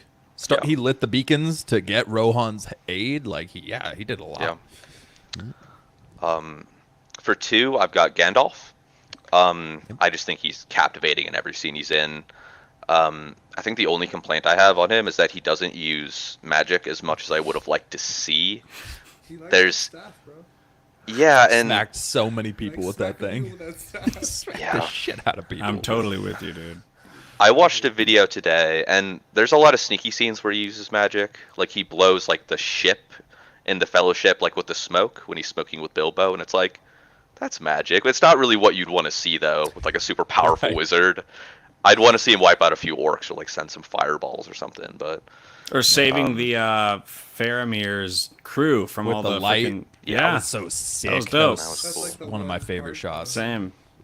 And when he comes back as Gandalf the White, and he just completely dismantles Aragorn, Legolas, and Gimli. I think he like breaks Gimli's axe, like heats up Aragorn's sword, so he has to drop it, and just deflects an arrow, and just shows his power, which is cool. But I want like more of it. I don't want Right. to see him just bonking orcs. Yeah, like maybe during the Siege of Gondor or something. Yeah. Yeah. Well, it makes sense because the last time he uses magic is to get rid of the Nazgul, and then his staff gets broken, so I guess he can't anymore. That's not in the theatrical cut, but That's a can of worms, I'm sure. For number 1, I've got Samwise Gamgee, who is just the best boy. He's ride or die, not even related to Frodo. Goes on this year-long journey through the most dangerous parts of the world. He holds the ship together. He makes potatoes. Hell yeah. he was forced to go on that journey because he was sneaking around. Yeah, he didn't want to be turned into something unnatural. Yeah. But he stepped up. Yeah, but he stepped up. He's dropping no eaves. I love that line. That's one of my favorite fucking lines out of the trilogy. I Dude. wasn't dropping no eaves, sir. I promise. That would change my whole opinion. That's one of my biggest gripes of Gandalf not being a wizard during the Siege of Gondor. But if they showed that deleted scene where his staff got broken, that would have made so much more sense. Yeah, I got to remember. I still got to finish it, so I'm going to watch and pay attention to the theatrical version and see if he still has the staff later into the fight. He does. He's hitting people with the damn staff. No, I know, but I think the Witch King thing happens right after the initial ladders and everything are going on the top of the wall. So I'm okay. trying to remember once it goes dark and the troll breaks through the wall, if he still had his staff then or not. So I'm going to have to go rewatch that. Darn it. Dang it. But all right, solid top 5. Sorry, Sam, you didn't even make my OLI, but he is the MVP. I can't argue any of the takes there. He's definitely the MVP. Put the team on his back, literally. But for me, 2 OLIs, all I'm just going to throw out is Boromir and Gimli. We're just short of making the cut. Number 5, I can't believe, I guess he wasn't in it a ton, But Sauron, for me, number 5, the whole reason for the movie, for just being an eye, he was a pretty damn intimidating figure, and Sauron as a villain, like iconically across pop culture, like he never had a physical embodiment until Rings of Power, and he was still like one of the most iconic villains of all time because of the movie and the trilogy there, and his just overall power. So, and the prologue in itself was enough to get him onto my number 5 spot. Number 4, Legolas. He's just a G. Everybody knows it. He's freaking awesome. He's not supposed to be in the Hobbit trilogy. They put him in anyway, and I'm fine with it because you get to see more Legolas action. Number 3, the Lord of the Nazgul, greatest of the 9, the one and only Witch King of Angmar. We got to throw some villains on this list because what is a trilogy of fantasy without villains? And again, like I already said, I want to learn more about this guy. I freaking love the mystery of this character of the Witch King. And then 2 and 1, Gandalf number 2, Aragorn number 1. I've said it enough times for if you've ever listened to our podcast, I've gushed about Aragorn enough. So I'll just leave it at that. He's my numero uno MVP. So, Aragorn wasn't on your list, Finn. Yeah, I really wanted to put him on it because I do like all the scenes with Aragorn. The only reason he didn't make it is because he's almost like too perfect in my mind. I don't think he makes a single mistake or bad decision. He doesn't show a lot of growth. He's just awesome and badass for all 3 movies, which is like sick. But I guess I was just going on a little different of like what I was thinking about. I love True, it. he doesn't have a lot of flaws shown in any of the movies other than Or the great. fact that he shares blood with Isildur. Or the history of violence, of course.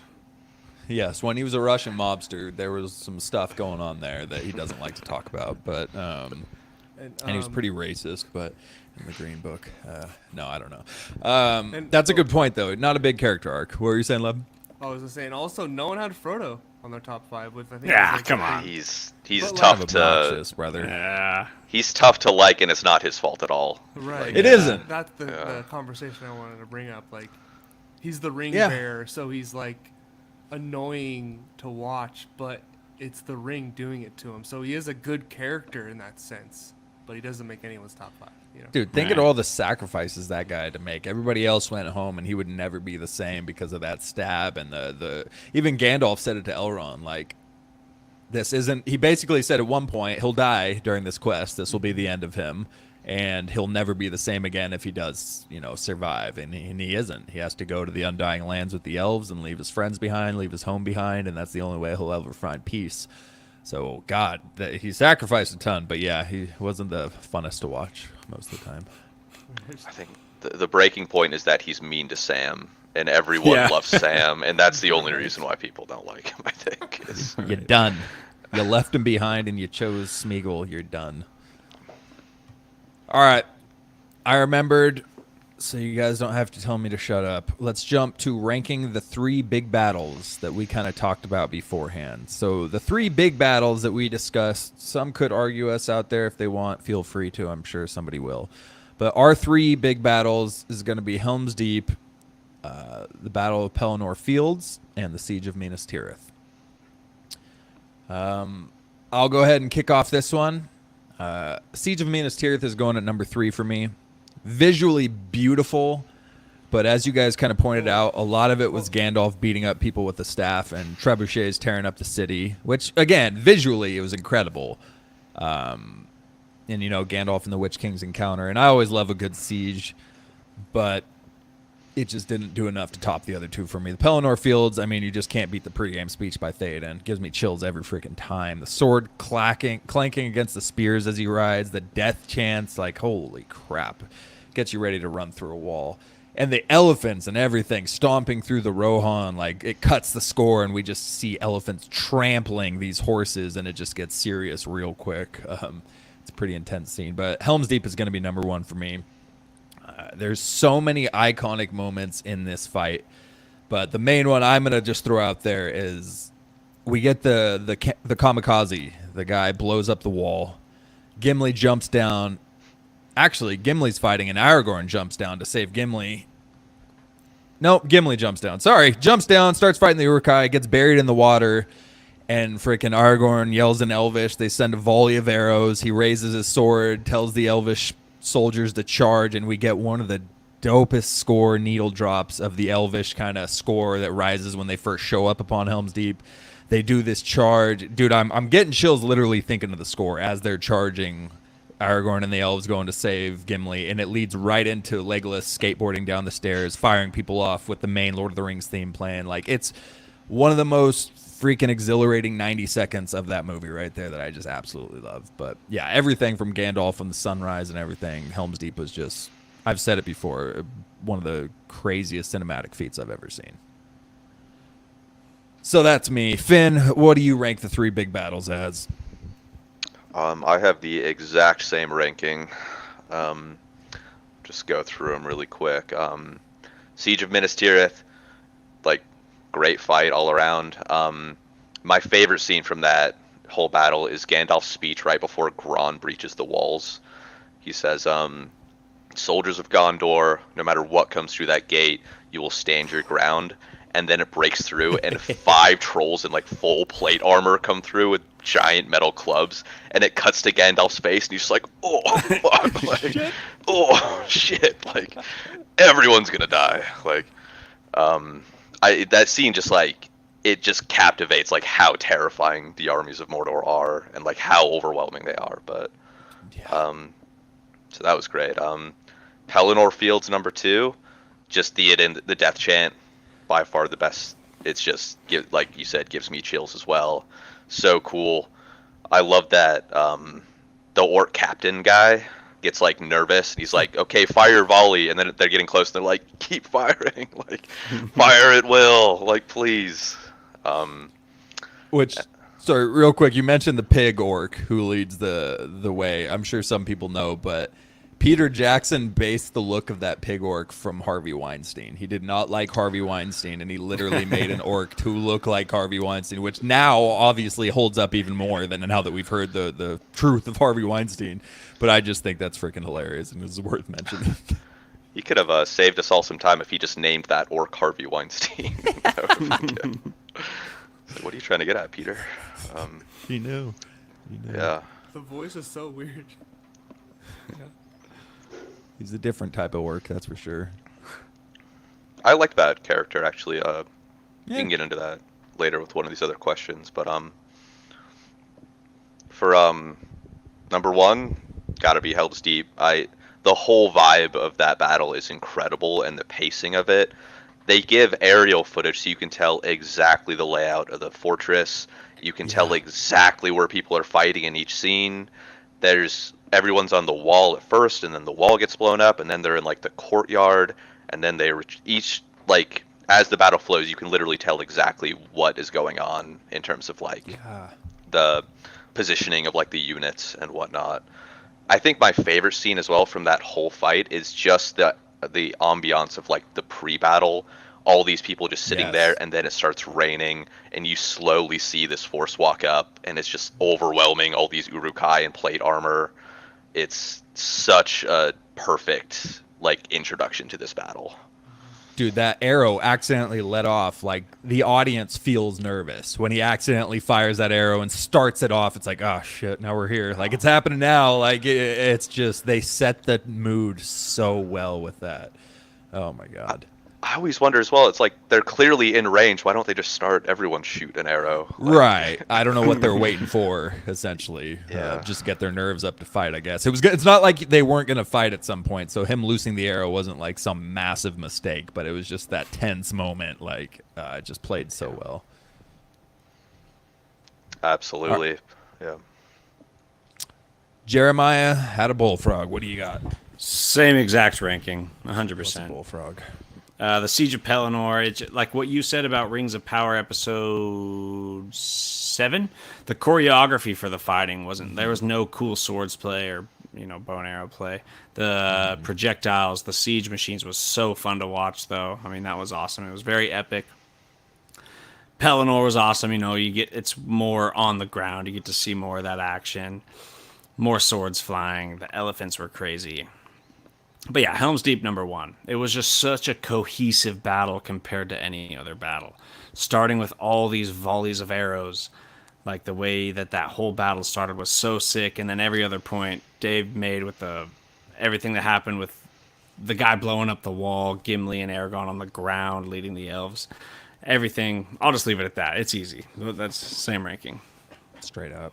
Lub, you gonna break the streak here? Well, guess what? I am not. Hell out of here. All right, cool. Yep. No, it's the same ones. So yeah, I mean, I feel like the Siege of Minas Tirith, they tried to do Helm's Deep Part 2. And it, like, you know, they tried to do like where it's like this city defending the attack, and it just didn't work as well. But I do like the Nazgul sweeping in when they grab the men, and then they swarm up, and then they just like Oh drop my them God, like just 1,000 drop 'em. feet, and you just see them. Oh, that's brutal. So I do like that part of the Yeah. battle. But yeah, Helm's Deep, like just the scale of the Uruk-hai army. And it's so nerve-wracking, like the build-up to the battle, where you see the women and the children are like so worried about what's going to happen to them, and it like they're so outnumbered, and you don't think there's any possible chance they can win in the end. So it has Right. to be number one, but of course they do. Dude, the elves showing up though, that scene where they hear the horn and Legolas is like, that's not an orc horn, and it's the elves, and again it's that score I talked about playing as they march up. And even the men are like looking in awe, like, oh, like big smiles are on their face as they're watching these elves walk up and honor the allegiance of the men's and elves. And the costume design, dude. Legolas, this is my favorite look for Legolas. He's got the armored hoodie kind of look going on. He's got the shoulder pads and everything, but a little hoodie there. He just looks so dope in Helm's Deep. Haldir, the elf leader who shows up, looks so badass in his elvish armor. Like, the whole design of Helm's Deep is just flawless. Ugh. I love that you know exactly how many like combatants there are on each side, basically too. It's Yeah. 10,000 Uruk-hai versus, I mean, the number of like men there, I guess, is a little iffy. It's usually around like 1,000, like 1,500 is like the estimate. Right. But for the other battles, it's just kind of guesswork. It's like, Right. who knows how many orcs are actually there? You said it perfectly, though. There's so many scenes in big Hollywood movies where it's a massive battle and we just so many cut scenes, cut to this, cut to this, cut to this fight, cut to this fight, and it leaves the audience so disorientated. Like, where the hell are we in the grand scheme of this battle? Like, we have cut so many times. Yeah, people are fighting, I get that, but this, like you said, we hit the overhead shots. It paints the picture perfectly, and we know where every aspect of this battle is happening while we're watching. So, and I think that's part of the reason why it is just so immersive. All right. Well, that's our main three big battles. Now we're going to get into the top three action scenes here. So the caveat here is that these top three action scenes cannot take place during the Battle of Helm's Deep, the Siege of Minas Tirith, or the Pelennor Fields. So action scenes outside of the big three, we split that up because we thought it'd kind of give us a more diverse list between the four of us here.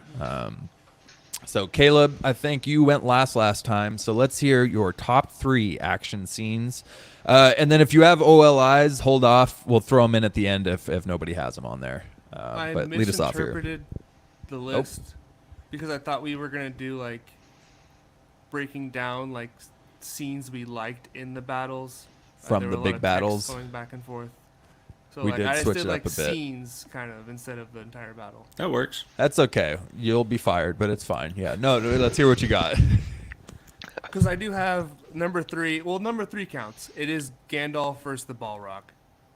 It's Straight up. actually you get to see Gandalf use magic, like Yep. the one time in the trilogy. So he's defending the Balrog, so has to be on the list. But the other two are kind of cheating because I have Gandalf arrives with Erkin Brand at Helm's Deep when he rides, when they're going down like the steep mountain. I feel like the horses are Yeah. gonna break their legs, but they don't. Kind of Hell defied yeah. physics with that scene, but it was epic enough to just move past that. Right. And then number one is the charge of the Rohirrim at Pelennor Fields. Fair enough. Can't argue with those. And I don't blame you. We did kind of go back and forth a lot in the conversation about the parameters of this list, so I'm not going to fault you for that one. All right. I like it. JD, kick us off. Well, you're not kicking us off. Caleb already went. Stupid. Go ahead. I also have Gandalf and the Balrog at number 3. Love it so That's much. so funny. And such an epic way to start that movie. And like you also get an answer, like one of the biggest deaths. I mean, as many fake deaths as there were in this trilogy, that was probably the roughest one. And then you visit that right there in the second movie. You had to wait a whole year. And then the movie starts with that. That was so sick. And they're falling through all kinds of shit. They're falling they're falling, and then somehow they end up at the top of a tower. But it's just, dude, the fighting there was so sick, so epic, so fantasy. Number 2, I got the Battle of Amon Hen in the end of Fellowship, especially Aragorn versus Lurtz. I mean, that was so badass. Everything, even like Legolas having dozens and dozens of orcs running towards him, and he just taking them all down with arrows. And then Boromir, they throw a ton of drama in there with Boromir and the ring, and then turning and defending the heroes instead of being all corrupted by the ring. Number 2 there. And then my number 1 is March of the Ents. Oh, So satisfying, so much fun. You got giant trees chucking rocks at these dudes, and then they flood the place by breaking the dam. And visually, it was so satisfying seeing a flood take out all these structures, going down into these pits, and they're just completely dominating these Ents. So it was just, or dominating these orcs, and it was just so satisfying. So outside of the big 3, March of the Ents. in Sauron's face, it's so satisfying too, because he's this pillar of strength and evil, and he's panicked. He's like, "Wait, what the hell?" Like he's going off to his balcony, seeing this, and you can see the panic in his face. It just makes it that much more satisfying. Yes, it's a force he doesn't know what to do with. That was Yeah, awesome. it's like, wait, what? Trees? Straight up. I like it. I like it. Finn, what do you got for us? So number 3, I've got the Fangorn invasion of Isengard. Watching Ents demolish orcs and break a giant dam is pretty great. I like the scene where the Ent is like on fire and like runs in and like dunks his head into the water. Yes. It's hard not to like that scene. It's pretty great. Yeah. Number 2, I don't think anyone else is going to have this on their list. I would be surprised, but the Osgiliath invasion in The Return of the King. I like that the orcs are coming in on boats, and the orc captain is being tactical in how they approach. He's telling them like how fast to row, when to draw swords. It's one of the only times in any of the movies where you see that orcs actually can be intelligent, and there is a hierarchy of like he's like a general or like a commander. For the most part, they're just running around like maniacs and are pretty unruly, but they actually do have like they do have a battle sense and good strategy at times. Yeah. They're terrifying when they have direction. Like, Yeah. Also, I could be wrong on this. I think that's the only battle in any of the movies, and it, like obviously they take a lot of losses in a lot of the battles, but I think it's the only battle that they actually lose. yeah. Yeah, I think you're right. They flee, and we see a Gandalf lot of saves them. Gondor soldiers getting slayed, like just straight up spear through the chest. That one main guy. Yeah. Yeah. Yeah, I was thinking You're about right. that because Sauron's this like big bad villain, but he takes L after L at every movie. You know? He's working with what he's got. You know? And Got a just bunch in of the orcs. little skirmishes, though. Right? Yeah. Well, until Right. the end when he loses it all. Well, I guess Yeah. he did, yeah. Nothing but at Helm's L's. Deep. I think it's important to show like sometimes the bad guys do win. I think it like Yeah. gives more drama to like the other times when they don't win and the good guys Absolutely. prevail. And then number 1, Amun-Hen. It's a great fight, and then becomes like my favorite just because of the Aragorn versus Lurtz. I think it's such an incredible scene.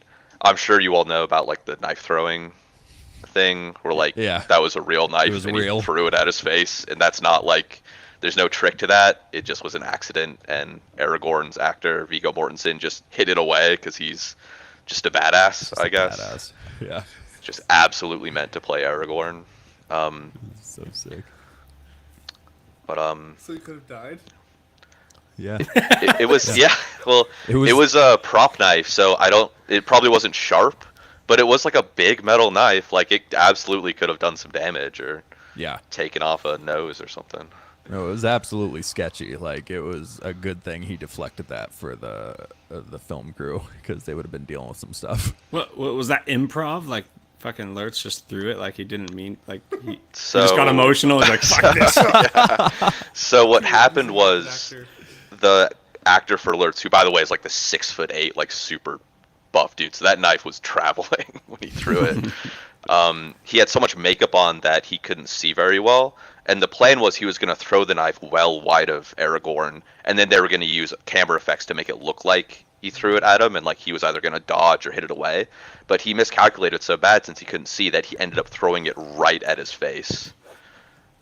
That's He awesome. just freaking deflected it last second. Like, Yeah.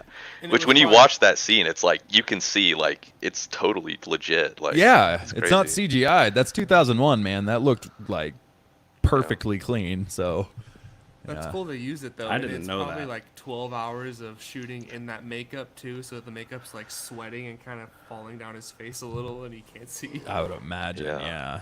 The makeup on that stuff is insane. Well, I was All watching right. the Yeah. behind the scenes, and apparently on that day it was like over 100 degrees wherever they were my filming God. that. So everyone, all those Uruk-hai, it's like full on rubber suits that they're wearing.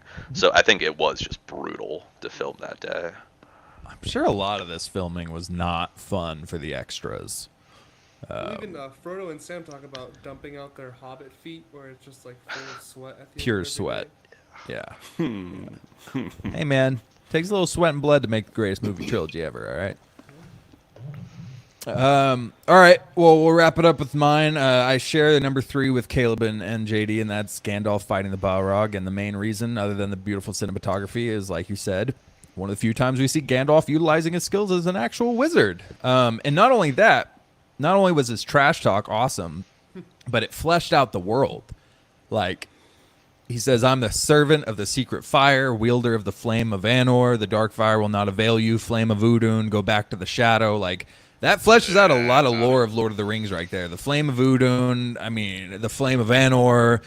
Servant of the secret fire is what the Maya or Istar are. I mean, so there's a lot of stuff that's fleshed out for the background of the story just in this one little line there delivered to Gandalf and the Balrog. And it's just so iconic that you shall not pass is obviously one of the most iconic lines in all of movie history. So that's got to go as my number 3.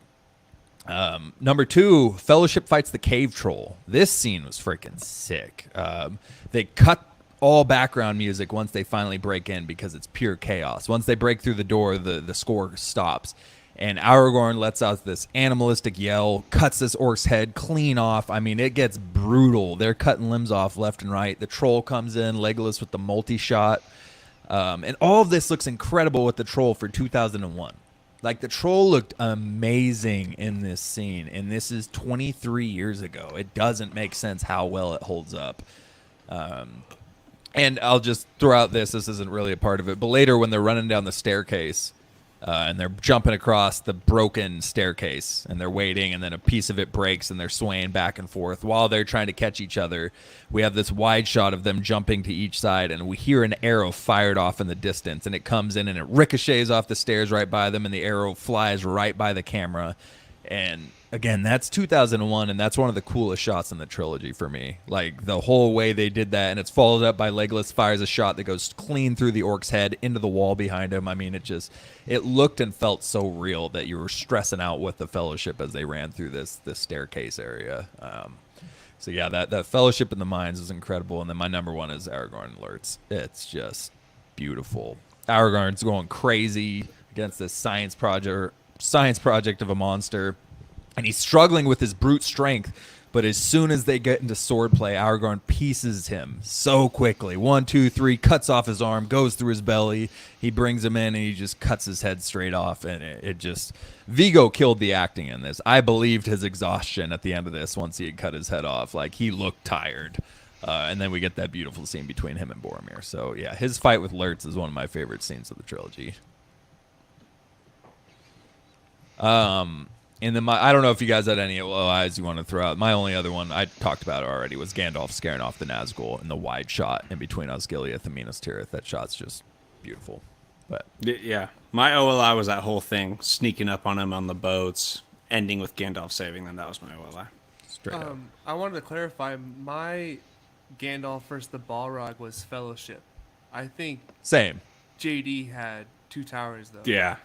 Oh, okay. Got it. Okay. That was in my OLI too, was part 2 of the Balrog fight. Okay, It's so sick. He's just diving through this. I don't even know how deep that mountain was they were falling. Like JD said, they landed in a lake of water and all of a sudden they're on a snowy tower. I don't know how that worked, but it's pretty sweet. All right. Let's get into the exact opposite. Top 3 non-action scenes. And I'm going to lead us off here because I am going to use the bathroom real quick. We'll edit that out. No, we won't. We leave it in. We leave it raw here. But yeah, there it is. Top 3 non-action scenes.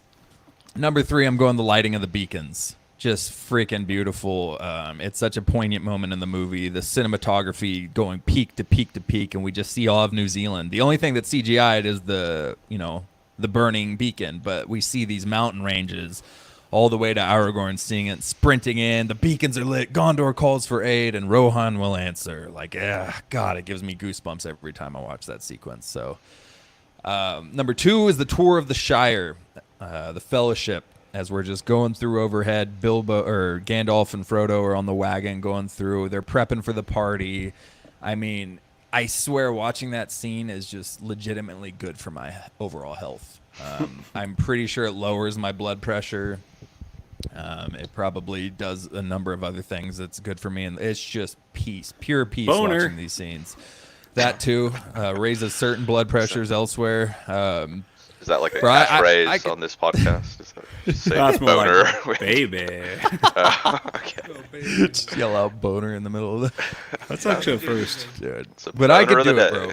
I could live in a hole in the ground. I could absolutely live in a hole in the ground, just gardening, smoking pipe weed, and at the end of the day, just heading to the Green Dragon with the boys and having a pint. I mean, that freaking life. Just give me the massive wheels of cheese that Bilbo has in his pantry and his wine just stuffed throughout the pantry. It's just, what are we doing? What are we doing? We're living above ground in these houses without giant wheels of cheese in our pantry. We're freaking idiots. Sliced cheese, dude? Where's the wheels, man? I don't know. Tour of the Shire is just a magical time.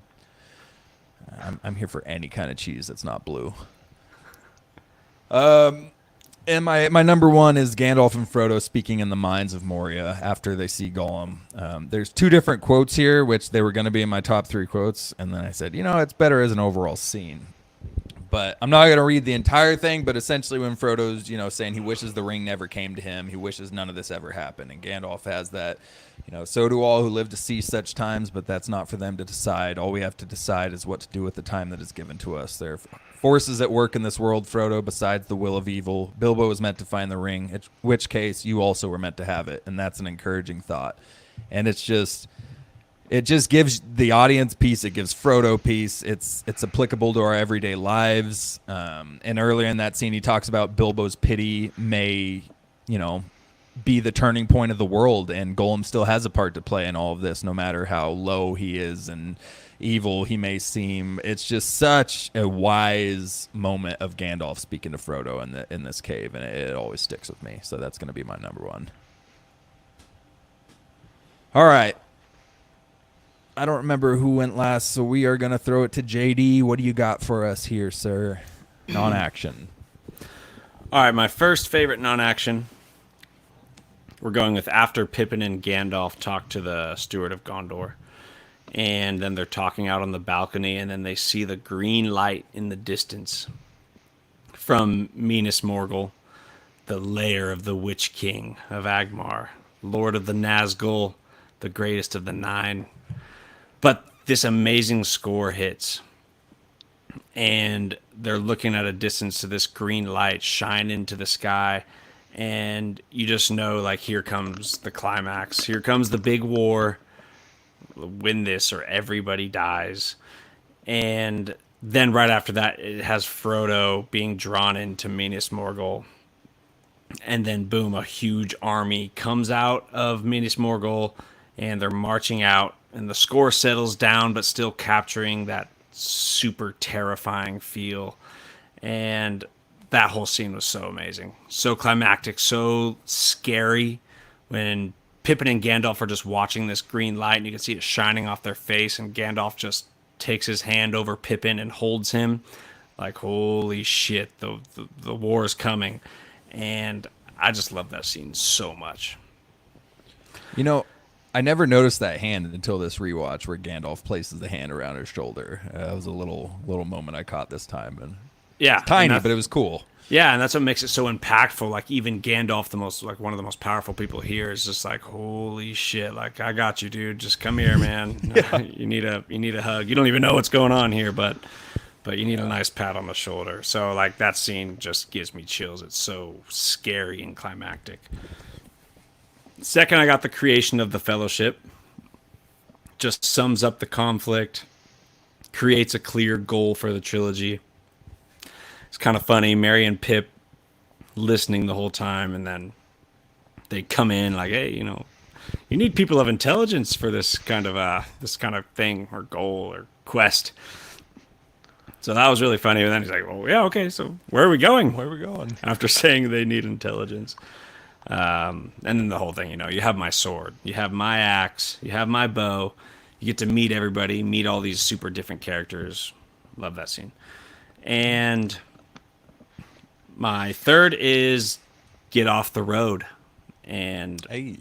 then they gotta go sneak under that tree. The Nazgul's just sniffing.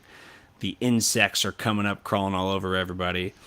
And then the chase scene after when they cross the river. But when they're hiding under that tree, like that captures so much tension in this vast world of epic fantasy craziness.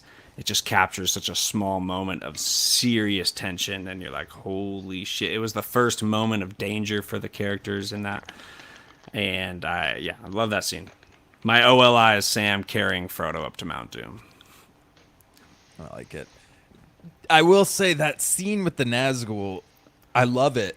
The only thing I don't like is when the Nazgul's like 6 inches away from them smelling, they throw a sack of potatoes no more than 10 feet from where they are. It lands, and they take off like 3 seconds after. It's like, whoa, wait, give them some time to leave. Like, the same thing happens when they get to the Black Gate and the Easterlings see them fall down the cliff, and they throw the blanket over them last second. Somehow the Easterlings just didn't see them standing directly in front of them while they were unsheathed by the blanket. And then as soon as the Easterlings turn around, they whip the blanket over and send rocks flying all over. It's like, okay, they would have seen you. Yeah. But sorry, I'll leave it at that. Yeah. Just such a tense scene, though. So No, scary, it is. It's a great so scene. just like, holy shit, you are inches away from death. Yeah. And they captured that pretty well. No, you're right. That was a good one. Finn, what do you got for us, bud? I am loving these lists, by the way, so far. Some of these scenes I did not even think about, but such good scenes. So I went with, in no particular order, the scene in the third movie where Gandalf is talking to Pippin about death when the troll is breaking in, and they're just sitting there, and they are assuming that they're just going to die because they're completely overwhelmed. And Pippin says, I didn't think it would end this way. Gandalf says, end? No, the journey doesn't end here. Death is just another path, one that we all must take. The gray rain curtain of this world rolls back, and all turns to silver glass, and then you see it. What, Gandalf? See what? White shores, and beyond, a far green country under a swift sunrise. And I just love that scene where he's, comforting Pippin, who's scared and sure that they're going to die, and it's great. I'll say that's third, I guess, for number two. I just did one from every movie. So for the second movie, or at the end of the second movie and at the very start of the third, there's the scene where Merry and Pippin are at Isengard, and they're complaining because they're hungry, and then they start seeing apples floating in the water, and they follow the apples. This might have been an extended version thinking about this. I don't think, well, It is. it's a great But it's scene. okay. They follow these apples until eventually they find Saruman's like private food storage, and there's like full turkeys, salted pork, like all this crazy food, and then they find the and then they find the barrel of the Longbottom leaves, and they get super excited about that. And then at the very start of the third movie, like the other members of the Fellowship show up, and it's just like, imagine going into Isengard and then the first thing you see is Merry and Pippin just sitting on like the tower, just eating salted pork, smoking weed, just like, hey, what's up, guys? Like, we took over Saruman while you were gone. Like, wizards taken care of. Such a shock. And then for number one, I've got probably one of my favorite scenes in just all the movies, just the Shire scene. There's something that's so relaxing about it. Just Frodo and Gandalf kind of bantering back and forth in the cart, and then the little Hobbit kids run up and they set off fireworks. And the one Hobbit gets like, he starts laughing, and then his wife comes out and like makes him stop laughing. Gives him the stink eye again. The Shire has a feel where it's like nothing can go wrong in the Shire. Everything is just calm and relaxing, and it's just such a happy scene to set off a movie that has a lot of ups and downs, for sure. Straight up. Love it. It captures the fantasy of it all too. Absolutely. It's the best place to live in the Lord of the Rings universe, hands down. It's gotta be. For sure. It's like heaven. Lub, what do you got? Yeah, I didn't even think of the Shire. This category was tough. 'Cause I feel like the whole trilogy is just full of great non-action scenes. You know what I mean? But I do have one OLI, and I'm glad I went last.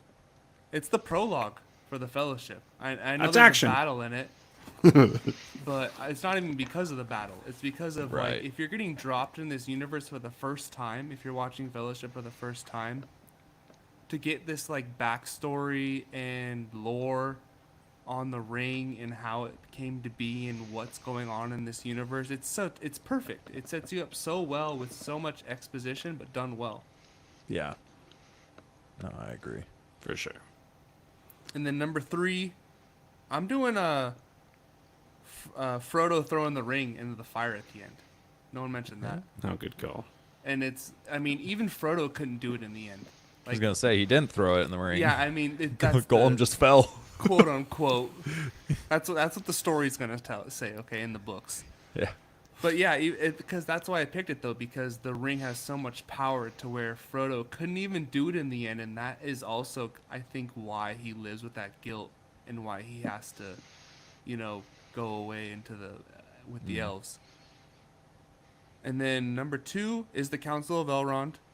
You get Gimli trying to destroy it. Elrond gives some like great backstory with some all-time quotes on the ring, and like why it can't be destroyed. Everyone starts arguing, and then Frodo steps up, says, I'll do it. And Gandalf's expression like says so much. Oh. Like he looks over at him like, oh, like I knew you were gonna say it. You're brave, but that you're gonna be like this. It's gonna be a tragedy for you, like bearing this ring. So I had to pick. Proud and heartbroken, like at the same time. Yeah. And number 1 for me is Sam's speech at the end of Two Towers. Ooh, good Come one. on, guys.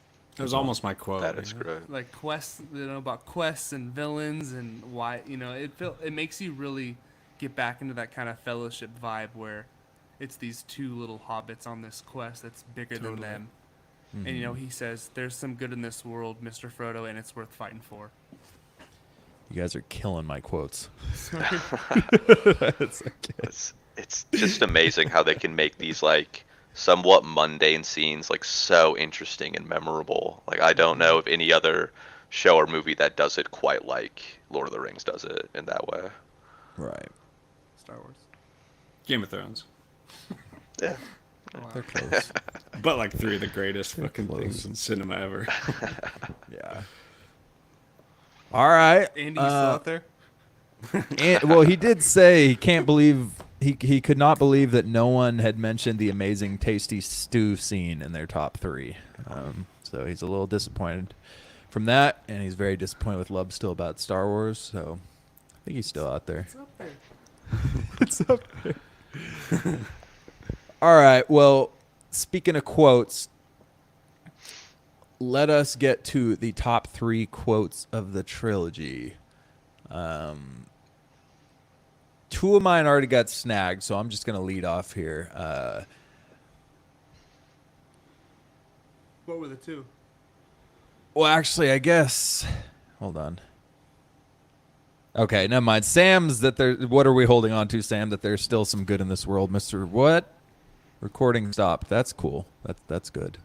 The You hell? kind of froze for a second. Oh, you guys are still going. Hey, keep it going. Keep it going. Yeah, it says it's still going for me. All right, I'll do my favorite quotes. Let's do our top quotes now. Let's get into our top quotes of the Lord of the Rings trilogy. Hell yeah.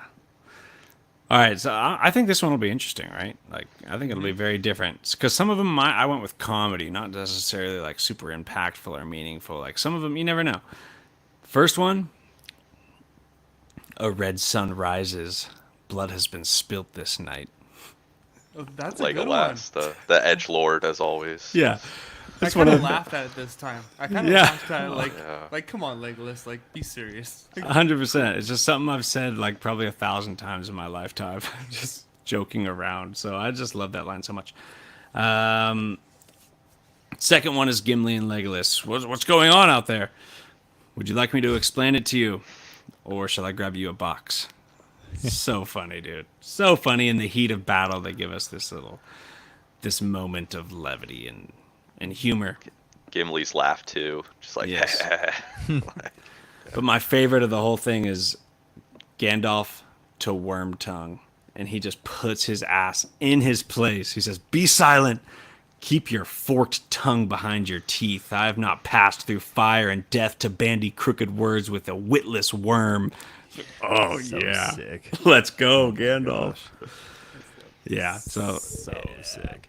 I almost put Sam's quote on there, but my other OLIs. What about second breakfast? Another funny quote that I've said a Classic. shit ton. But yeah, it's not like I had quotes like that was like super heavy or like something like that. I just like those are my favorite little lines of the movie, especially Gandalf's putting the snake in his place. I like it. All right, sorry, I know I got cut off there. So yeah, like I said, the Sam thing, it got said already that there's some good in this world, Miss Fro. It's worth fighting for. And another OLI real quick is Gandalf's 300 lives of men I've lived, and now I have no time. Look to my coming at first light on the 5th day at dawn. Look to the east. Just such a dope call out, and it just the way it rolls out is just epic. But top three. Finn already said one of it. I didn't think it would end this way, and no, the journey doesn't end here. Death is just another path, one we must all take. Just wise, was perfect for the timing of it. Absolutely love that line every time. My one right after that is: a day may come when the courage of men fails, when we forsake our friends and break all bonds of fellowship, but it is not this day. An hour of wolves and shattered shields when the age of men comes crashing down, but it is not this day. Aragorn, king of Gondor, hyping up the armies at the Black Gates. It gets me hyped every time I see him riding back and forth saying that stuff. And my number one is: give it to us raw and wriggling. No, I'm kidding. I can't get over that line from Smeagol. The way he says it in Sam's ear. Give it to us raw. It's like, oh, God. Not the wriggling. Not wriggling, too. God. puts another aspect on that 7 years in prison with him Oh, question. my God. Somebody else go. I'll say my number one in a minute. My freaking thing ended again. Finn, you want to go next? Sure. List them out real quick. I've got Theoden King. The horn of Helm Hammerhen shall sound in the deep one last time. Yes. Right before Gimli blows the horn, and then they ride out on like the death charge just to go out in a blaze of glory. Two, Bilbo. It's dangerous business, Frodo. Going out your front door, you step onto the road, and if you don't keep your feet, there's no knowing where you might be swept off to. It's just good setup to the crazy journey that they were about to have. 100%. And then my favorite, in Moria, they have taken the bridge and the second hall. We have barred the gates, but cannot hold them for long. The ground shakes. Drums in the deep. We cannot get out. A shadow moves in the dark. We cannot get out. They are coming. Yes. Got chills. Yeah. Right. I think that was right before Pippin accidentally knocks down the Whoops. thing, and then, yeah. Nice, Pippin. Yeah. I feel like Gandalf had a good roast for Pippin, but I can't remember what he said. Something about, like, you should throw yourself down that well to like, rid us of your Yeah. stupidity, or something like that. That's funny. All right, Dave, you got your number one for us? Yeah, sorry about that. My computer's out of space, so it kept stopping the recording because I have no space on my disk. Love that. Yeah, so number one was not Give It To Us Raw and Wriggling, although it was up there. And actually, my quotes weren't really 1 to 3. It was just kind of top 3, and I had some LOLIs. But the one I haven't listed off is Legolas and Gimli. I never thought I'd die fighting side by side with an elf. What about side by side with a friend? I could do that. I love it. It hits me in the feels, man. It's arguably the best quote to come out of this duo. Some may argue that still only counts as one, or that's two. I'm on 17. They have a lot of funny quotes, but this one is just emotional. It hits you in the feels, and it really makes it hit home how much these two have grown together from their start, where neither trusted or tolerated the other, and the arc of their relationship as a whole is one of the most enjoyable aspects of this trilogy. So that quote alone was like, okay, I'm fully invested in Legolas and Gimli. It's a bar. It is a bar. All right, let's get out of the quotes. have Oh yeah. Oh my bad. I thought I've Finn went. fallen out like 3 times. I didn't know who's gone yet. My bad. Love, what do you got for quotes? Well, since the Council of Elrond was one of my non-action scenes, I have to pick a quote from there, and that's: "The ring was made in the fires of Mount Doom. Only there can it be unmade. The ring must be taken deep into Mordor and cast back into the fiery chasm from which it was made." From whence it was made. God. Hugo Weaving absolutely eats up that scene. Right. Choose it. Yeah. No one said, "Fly, you fools." I love that scene from Gandalf. Fly, you fools. Yes. That is good. And I had to pick a Gollum line too. He wants the precious. I already did. Always he is looking. Oh, yeah, well, seriously. He wants the precious. Precious. Always he is looking for it, and the precious wants to go back to him. It's going. But my creepy. number one, and this is number one for sure, and it's Theoden, who has so many great lines, but is, "Where is the horse and the rider? Where is the horn that was blowing? They have passed like rain on the mountain, like wind in the meadow. The days have gone down in the west behind the hills into shadow. How did it come to this?" And it's like, so good. and knowing his character too, where he's been in this spell, and he wasn't actually there for the fall of his kingdom, and now he's coming back into the middle of all this, and it's like, how did it come to this? Like, what happened? So yeah, it's a great line. He's got 2 epic lines. That one, and then the charge, obviously, in the Pelennor Fields. But there's just so many incredible quotes that comes out of this movie. I had so many, it was hard to pick just 3. I had a massive list of OLIs, and then I ended up just pushing them into the top 3 non-action scenes and whatnot. But there's so many great quotes, mainly because of Tolkien and his writing. A lot of these are adapted straight from the book. But Sam's where he says, "What are we holding on to, Sam? That there's some good in this world, Mr. Frodo, and it's worth fighting for." That whole speech is original. He has a speech at the end of the book, but in my opinion, it's nowhere near as good as what Peter Jackson had in the movie there for the ending of the Two Towers. So Peter Jackson did drop a couple of these. But yeah, it doesn't hurt to adapt Tolkien's works. Peter Jackson made so many different fundamental changes to like the lore, but so many of them are just kind of accepted because they were done so well. It's interesting. Yeah. Some people had some issues with them. We talked about this in another episode. There were a lot of angry nerd forums when the trilogy dropped from readers of the books. But yeah, I think the changes, when you look back at it and you look at these movies, I think you can argue that they were pretty well made. So I think that only leaves us with one category left, unless my eyes deceive me, unless my eyes are tricked by some spell. Favorite duo is what it seems to have. Now, we didn't really go over the parameters of this, whether it was just 2 of our favorite people who interact at points in the movie, or if it's like an iconic duo like Merry and Pip or Legolas and Gimli. So I'm kind of curious to see what the answers are here. So, Lub, you went last in the quotes. Why don't you start us off here? Well, I gotta go with Frodo and Sam. I know it's not the hot Gay. pick. I know. I feel like they are totally gay for each other, which is fine. But yeah. Which there's Jay's nothing cool. wrong with yeah, that. Jay It's or cool. KSL, you know. Yeah, We spent a I lot don't- of time together. I'm a big fan of penises. It's like just a thing. That was actually a deleted scene. You didn't see that in the movie, but Right. Frodo says Yeah, that. I was gonna say Sam, but yeah, that works. It's more of a Frodo line. You're right. But you have to pick them. I feel like you have to pick them. I'm gonna make my case for them. The whole story is centered around them from the start to the finish. They're the reasons, and it's more Sam than Frodo. And I feel like we've been also doing Frodo very dirty during this podcast. So I feel like he needed a little love at the end here in the favorite duo category. Well, we did just say he said he likes penis. So Oh, I would consider that's doing him dirty as well. I think he's getting a lot of hate, and I don't think it's valid. We're a pro Frodo podcast. We just, pro gay, pro penis, pro Frodo. It's all good. We're Yeah. at the 2 hour mark. It's fine. JD, who's your favorite duo? You already said it. Gimli and Legolas. Yeah, their banter always just so fun. They were polar opposites of each other, but they would die protecting each other. And I love seeing like everything. Their banter, counting the kills. Legolas defending him when the dude says, I would cut off your head if it stood taller from the ground.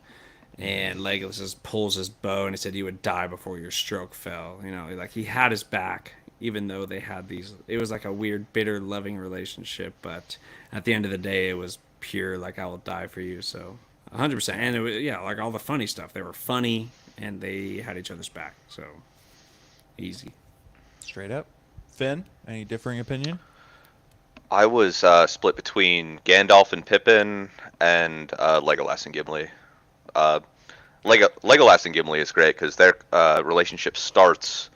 Well, there's that funny scene in The Hobbit where he's like showing I can't remember the dwarf's name, but he's showing Legolas a picture. It's like, what is that abomination? He's like, oh, that's my wee son Gimli. Wait, that's from The Hobbit. Yeah, that's what it's from. That's from The Hobbit. Okay, but, okay. Yeah, no, that's hilarious. in in the Fellowship when they're at the meeting, Legolas is like says something, and Gimli's like, "I will be dead before I see the ring in the hands of an elf." So it's like very tough start to the relationship, and then in the lore, I think they're like lifelong friends by the end of it, and I like that relationship, and then also just the schema of Gandalf hanging out with Pippin is just comedy gold. It's such different personalities, and they get along so well on screen. There's such good chemistry. Yeah, in the books with Legolas and Gimli, there is an aspect again after the ring's destroyed. A lot happened. There's like 10 chapters in the book after the ring's destroyed. There's a lot of stuff that happens. But Legolas and Gimli like made promises that if they got through this, they would visit each other. So Gimli said he would visit Legolas's home, like in the Mirkwood. No, is Legolas one of the Mirkwood elves? I forget. I think he is. Yeah, but he promised he would visit his elvish, kingdom in the woods after this, and Gimli does go and travels with Legolas. So they go on little buddy quests after the ring is destroyed. So that is a pretty sweet relationship there. I think the easy answer is Legolas and Gimli for me. You guys have already made your points. I tried to stray away from it though. I was thinking maybe Sauron and the Witch King. No, Aragorn and Narsil, the Flame of the West, a little bit. Only other thing I could think of that would be a valid is just Gandalf and Bilbo. Now, they only have this small interaction at the start of this, but you can tell how much Gandalf cares for Bilbo and the relationship there. And when Bilbo realizes it's Gandalf outside of the door and he thinks it's a pesky neighbors, and he just is so ecstatic to see Gandalf and smoke some pipe weed at the top of the hill and reunite. And that's the only other duo I could kind of argue against Legolas and Gimli. But obviously, there's way too much that have happened with Legolas and Gimli in this trilogy alone that it's a pretty hard one to argue against. So I would say that'd be my number one. So that kind of wraps up for the categories. Finn, have you seen the Hobbit movies? I'm not gonna run. I know we hit the 2-hour mark. Just curious.